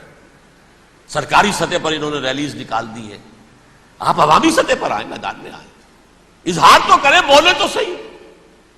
گونگے تو نہ بن کر بیٹھ رہے.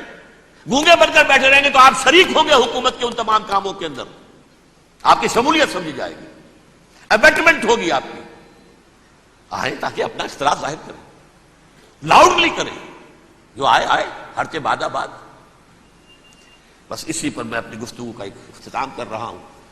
اقول قولی ھذا واستغفر اللہ لی ولکم ولسائر المسلمین والمسلمات.